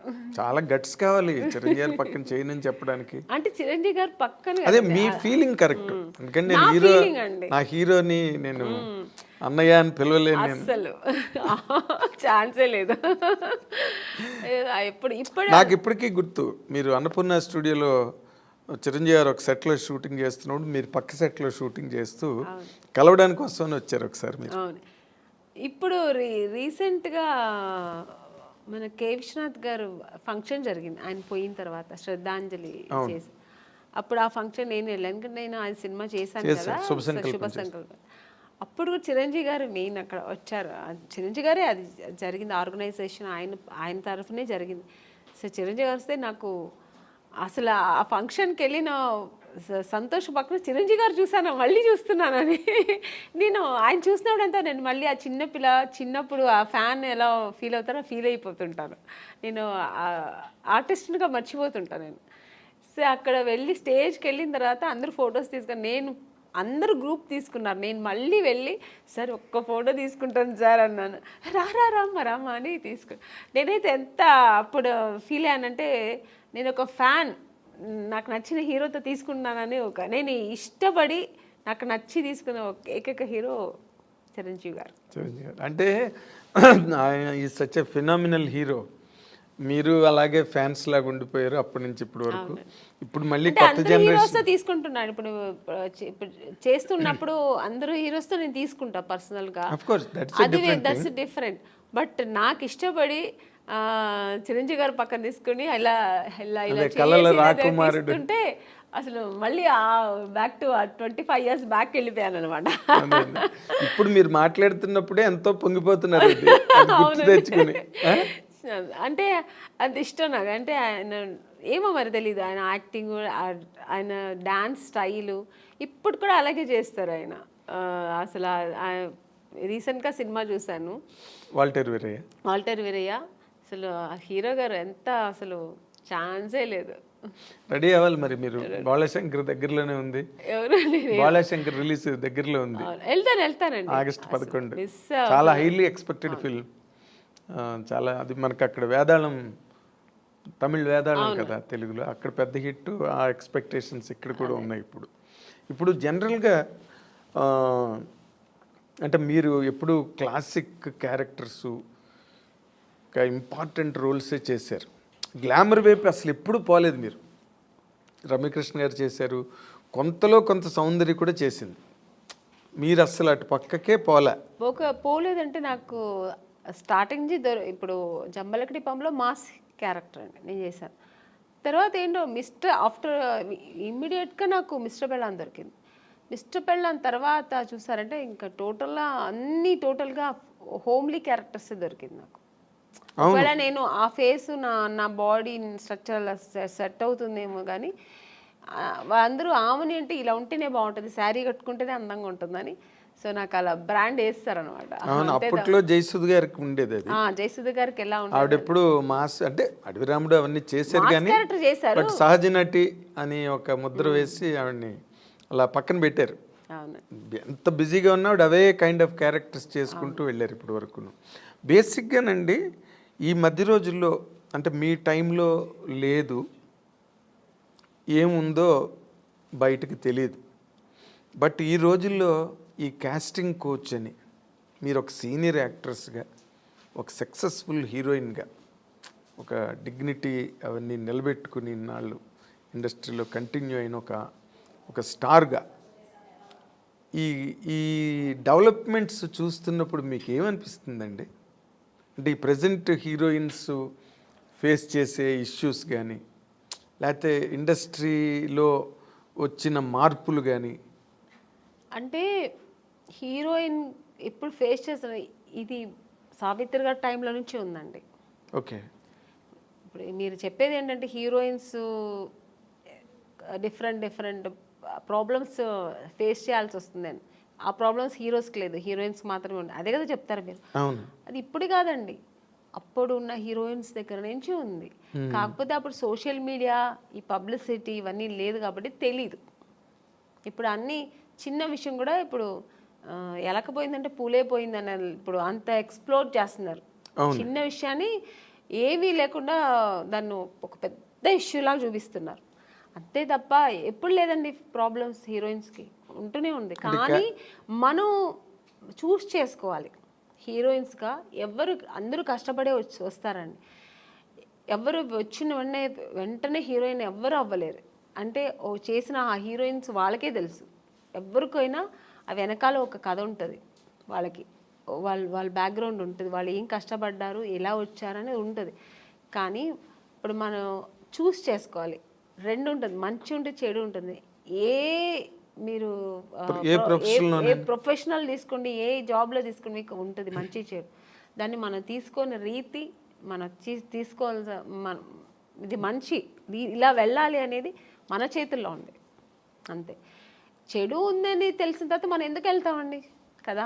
అని మీరు ఎప్పుడు అట్లాంటి ఎవరు మీ జనరేషన్? చెప్పాను కదా, ఫేస్ చేశాను నేను కూడా. తెలుగు మనం తమిళ్లో చాలా ఫేస్ చేశాను నేను కూడా. Casting coach problem. అవునండి, ఇప్పుడు పెద్ద డైరెక్టర్స్ పెద్ద కంపెనీల్లో లేదు అలాంటివి నాకు తెలిసి. కొన్ని కొత్త కంపెనీస్ వస్తాయి, కొత్త వాళ్ళు వస్తారు, సడన్గా ఆఫీస్ వేసుకుని హీరో. మనకేం తెలుసు వాళ్ళు కొత్త ఏదో హీరోయిన్స్ ఛాన్స్ అంట, మనం వెళ్తాము, పిలుస్తారు, మేనేజర్ పిలుస్తారు, వెళ్తాం. ఓకే అండి, 2 pieces వేయాలండి, మీకు ఇక్కడ స్ట్రెచ్ మార్క్లా ఉంటుంది కదా, అలా ఏమైనా ఉందంటే, నాకెళ్ళి ఎందుకు ఉంటుందండి స్ట్రెచ్ మార్క్, నాకు లేదండి అంటే, లేదు ఒకసారి చూపిస్తే బాగుంటుంది. ఎలా చూపిస్తారండి? పక్కన ఇప్పుడు ఒక మదరు మా బ్రదరు ఉంటారు, వాళ్ళ ముందు ఇది చూపించండి, ఎలా ఇలాంటివి జరుగుతాయండి. అది ఎలా చూపిస్తారు? అది వాళ్ళు అర్థం కావాలని చేస్తారా, లేదు పర్టికులర్గా దీనికోసమే ఆఫీస్ వేసుకొని కూర్చుంటారా, మనకు తెలియదు. అప్పుడు అర్థమైపోతుంది వీళ్ళు సినిమా తీస్తారా లేదా దీనికోసం వచ్చారా. మనకు ఎక్స్పీరియన్స్ కదా. ఇప్పుడు ఒక 4-5 కంపెనీ వెళ్తే ఇప్పుడు అక్కడ ఎలా జరిగింది. ఇప్పుడు ఒక పెద్ద కంపెనీకి వెళ్తే వాళ్ళు ఏం అడుగుతారు, కొంచెం డ్యాన్స్ చేసి చూపించమ్మా, ఒక యాక్టింగ్ చూపించు, ఎమోషనల్గా చేయి, ఈ ఇప్పుడు ఒక హీరోయిన్తో మాట్లాడాలి, ఈ డైలాగ్ ఇస్తారు, ఇది ఎలా మాట్లాడతాం, ఇలా అడుగుతారు. అది మనకు సినిమాకు సంబంధించింది మాత్రమే వాళ్ళు అడుగుతారు. స్ట్రెచ్ మార్క్ చూడాలి, మీకు ఇక్కడ ఏమైనా బ్లాక్ ఉంటుందా, మొన్న ఒక హీరోయిన్ అలాగ వచ్చారు, మేము చూడకుండా వేసుకున్నాం, చూసిన తర్వాత స్పాట్లో చూసాము, మీరు కొంచెం బట్టలు ఇప్పి చూపించండి, ఇలాంటివి కొన్ని కొత్త వాళ్ళు ఉంటారండి. ఇలాంటి వేషాలు వాళ్ళు దీనికోసం వస్తారా లేదా సినిమా తీయడానికి తెలిసిపోతుంది మనకు. అప్పుడు అర్థమవుతుంది. అప్పుడు లేదు సార్, ఐఎమ్ సారీ, నేను అలా అంతా చేయలేను, నాకు స్విమ్మింగ్ నాకు అసలే తెలియదు, నేను అలాంటి క్యారెక్టర్ కూడా నాకు వద్దని చెప్పి లేచి రావడం అంతే మన పద్ధతి. ఓకే చూపిస్తాను అనేది అది వాళ్ళ ఇష్టం అండి. అది ఎవరిని మేము తప్పు అనట్లేదు. వాళ్ళకి ఇష్టపడి ఓకే నేను దేనికైనా ఓకే నేను చూపిస్తాను అనేది వాళ్ళ మనసు దాన్ని బట్టి ఉంటుంది. నేనైతే మైండ్ సెట్ బట్టి నేనేమంటాను, లేదు సార్ నాకు అది తెలియదని నేనైతే అలా చేయించాను, మీకు అంత ఇది ఉంటే నన్ను హీరోయిన్గా వేసుకోండి, నేను మీకు 2 పీస్ ఐఎమ్ రెడీ, నేను స్విమ్ సూట్ వేసుకుంటా, కానీ ఇక్కడ బట్టలు ఇప్పి చూపించడం అయితే నేను కుదరదని లేచి వచ్చిన ఎన్నో సన్నివేశాలు నాకు జరిగింది. అలాంటి సిచ్యుయేషన్స్ వచ్చాయి అని చెక్ ఇచ్చి అడ్వాన్స్ ఇచ్చిన కంపెనీలు ఎన్నో ఉన్నాయండి. నాకు అడ్వాన్స్ తీసుకున్నా, ఇంటికి వచ్చిన తర్వాత next day phone, madam manager, అప్పుడు మీకు సెల్ ఫోన్ లేదు కదా, ఏదైనా డైరెక్ట్ లేదంటే ల్యాండ్లైన్ మేనేజర్ వచ్చి మాట్లాడు, మేడం ఇలాగా డైరెక్టర్ గారు అక్కడ ఫుల్ ఇది పెట్టుకున్నారు, ఒక స్టోరీ డిస్కషన్ పెట్టుకున్నారు, ఇట్లా ఒక బీచ్ దగ్గర ఇట్లా రమ్మంటున్నారు మిమ్మల్ని, ఫైనాన్షియర్ వస్తున్నారు చూడాలంట. ఫైనాన్సర్ నన్ను ఎందుకు చూడాలి, నాకు అర్థం కాదు. ఫైనాన్స్ ఇప్పుడు చూడాల్సిందే డైరెక్టర్ ప్రొడ్యూసర్ అయిపోయింది. ఇంకా ఎక్కువ అనుకుంటే హీరో చూడాలా, ఓకే హీరో గారు చూడాలి ఎలా ఉంటుంది, నా పక్కనే ఎలా చేస్తే హీరోయిన్ ఒక అమ్మాయి ఎలా ఉంటుందో చూడటం, ఇది పద్ధతి.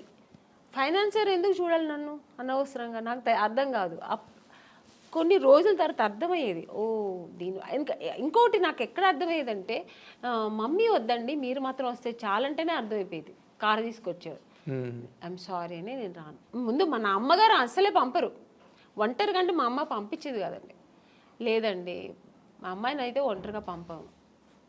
మా అమ్మ ఒక్కటే అన్నదండి, సినిమా హీరోయిన్ అవ్వాలా అనుకున్నావు, నాన్నగారి దగ్గర పర్మిషన్ తీసుకుని వచ్చాము, లేదు అప్పుడు ట్రై చేస్తున్నాం, అప్పుడు ట్రై చేసే టైంలో ఓకే దొరికితే చేద్దాం, లేదంటే ఉంది మనకు బెంగళూరులో మాకు ఇల్లు ఉంది, హ్యాపీగా అక్కడ వెళ్ళి జాబ్ చేసుకో, లేదు చదువు పెళ్లి చేస్తానో చేస్తా, ఇన్ని ఆప్షన్ ఉన్నప్పుడు మనకు అనవసరం.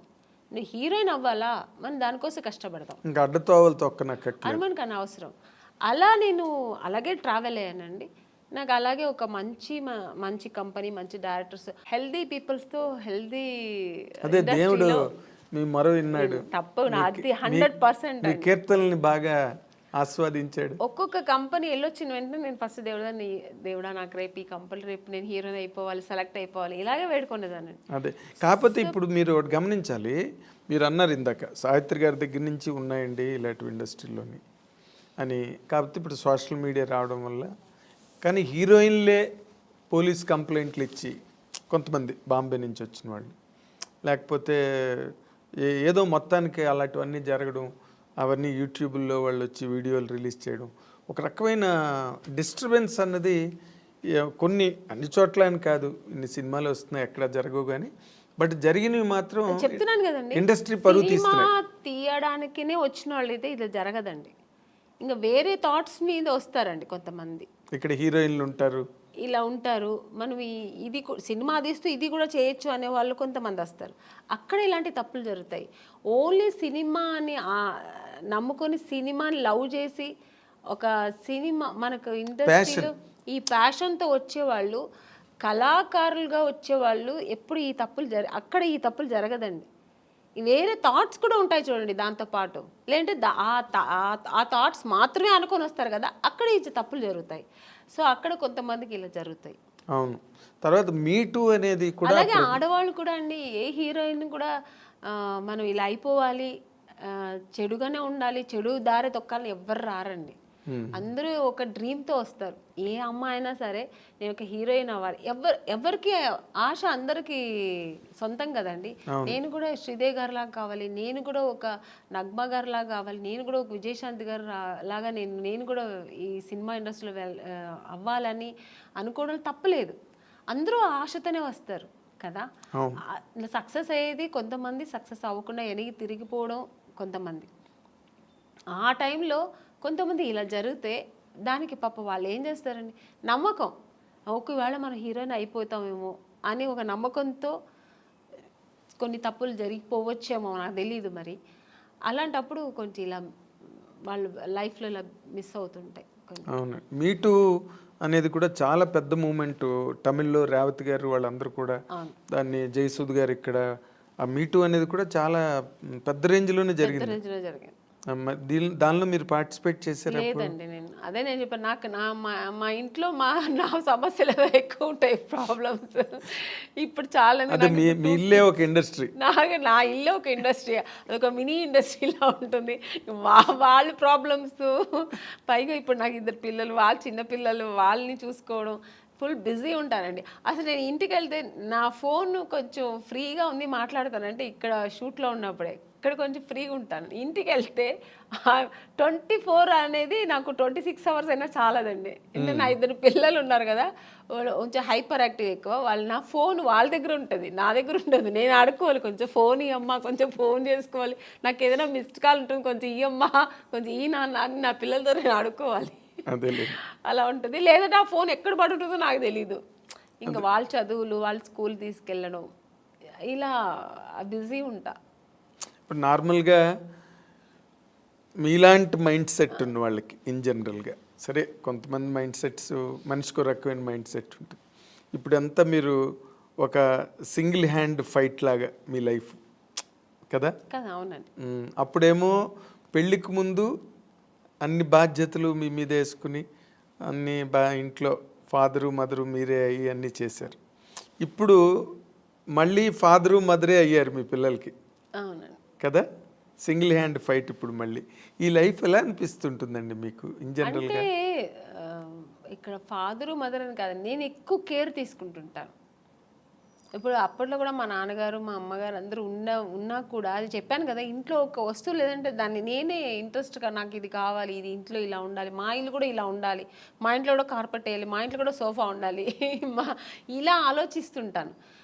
వాళ్ళ ఇంట్లో ఉంటే మనకెందుకు, మేము ఇలాగే ఉంటాం అని ఉండదు నాకు. ఒక ఇంట్లో చూసానంటే ఆ కెపాసిటీ మనం కూడా ఎందుకు కొనలేమా, కొనొచ్చు కదా అనేది ఆ మైండ్ సెట్ అలాగే లైఫ్లో కూడా వచ్చింది.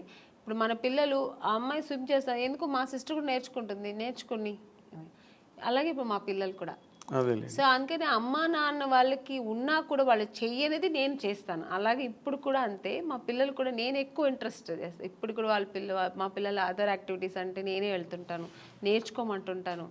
మా పిల్లలు, మమ్మీ నీకు వేరే పనే ఉండదా మమ్మీ, ఎప్పుడు ఇంటికి వస్తే ఇది చేయి అది చేయని ఎప్పుడు ఇలా శాసిస్తూనే ఉంటావా, స్విమ్మింగ్ వెళ్ళమంటావు, దీనికి నాకు రెస్టే ఇవ్వవా మమ్మీ అంటుంది మా అమ్మ. ఇప్పుడు ఇంకా దానికి 7 years, అసలు రెస్టే ఇవ్వవా మమ్మీ, నువ్వు ఎప్పుడు బిజీగానే ఉండాలా, మేము కొంచెం రిలాక్స్ అని ఇవ్వ మేడం మమ్మీ అంటది. అండ్ ఇప్పుడు ఈ జనరేషన్ పిల్లలకి టార్గెట్స్ ఎక్కువైపోయి వాళ్ళు మన టైంలో చదువులు వేరు. ఇప్పుడు మా సిస్టర్ అంతా అసలు భయపడేవారండి, నాకు మాట్లాడేవారు కాదు, నేను ఏం చెప్తే వినేవారు అనమాట.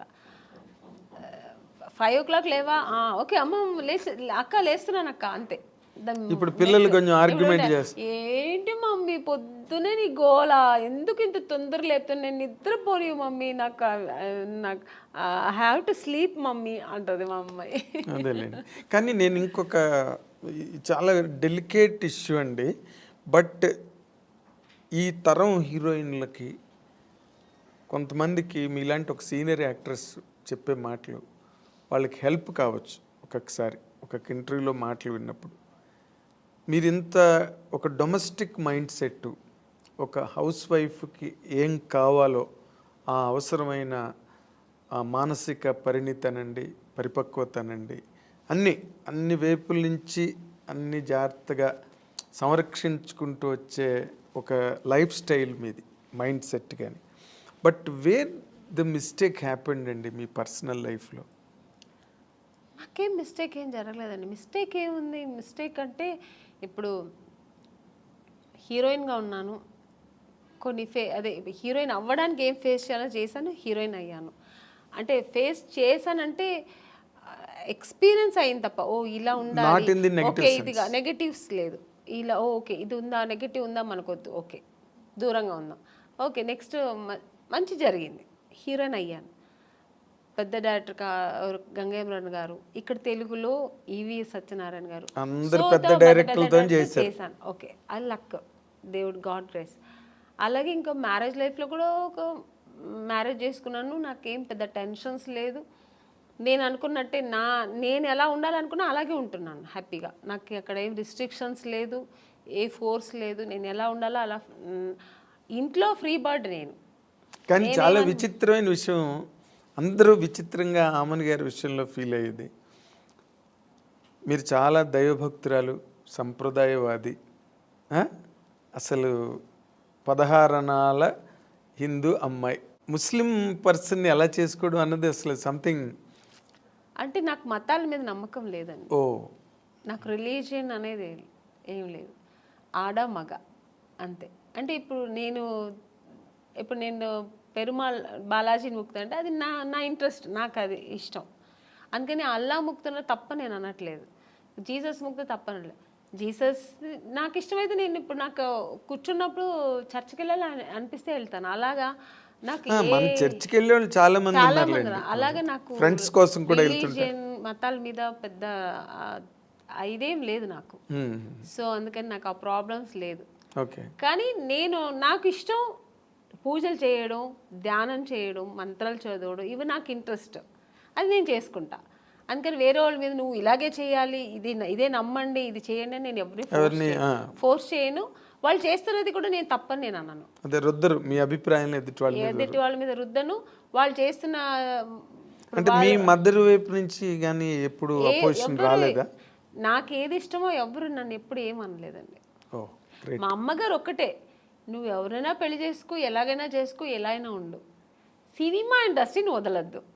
ఎందుకంటే అమ్మ నేను ఎంత కష్టపడ్డానో నాతో పాటు అమ్మ కష్టపడింది.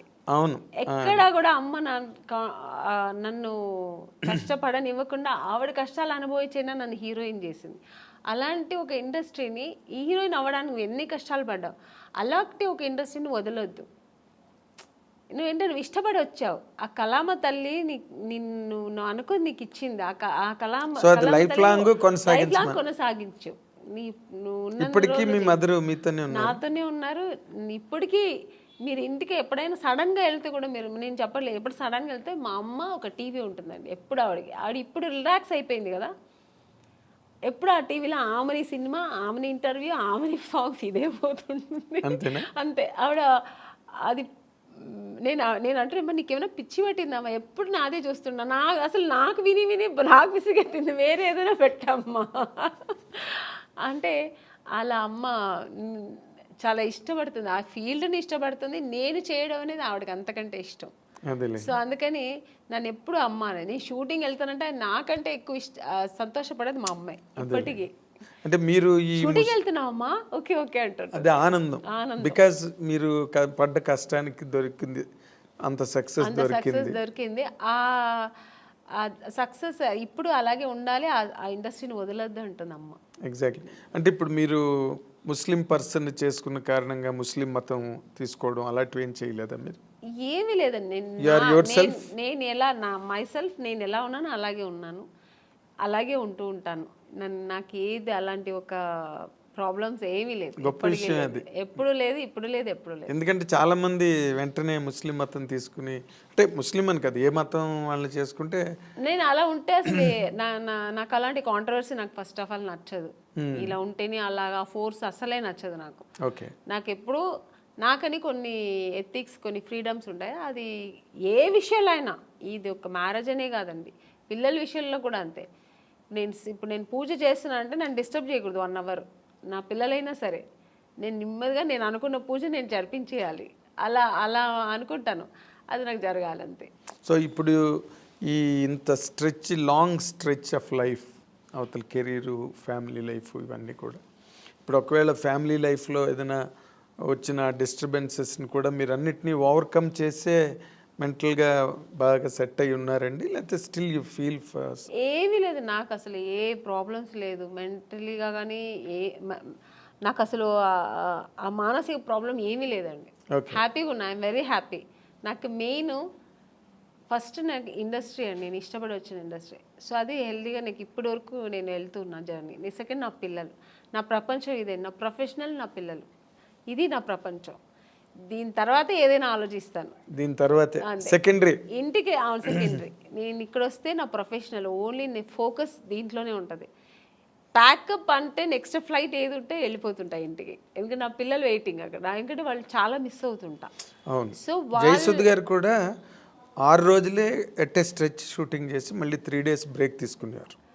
నేను బ్రేక్ తీసుకోనండి, నాకు బ్రేక్ వస్తుంది. ఇప్పుడు వచ్చింది అనుకోండి, ఇప్పుడు 3 days బ్రేక్ వస్తుంది, వెళ్ళిపోతా. ఫస్ట్ నా పిల్లలు వాళ్ళు నా కోసం వెయిట్ చేస్తారు, మమ్మీ మమ్మీ అని ఎప్పుడు ఫోన్లో, ఎప్పుడు వస్తావు మమ్మీ, ఎప్పుడు వస్తా, ఆ పిలుపుకు వెళ్ళిపోయి ఫస్ట్ ఇంకా వాళ్ళతో ఎన్ని టెన్షన్స్ ఉన్నా వాళ్ళతో వెళ్తే మొత్తం నేను ఇంకా అక్కడ మర్చిపోతాను అన్ని.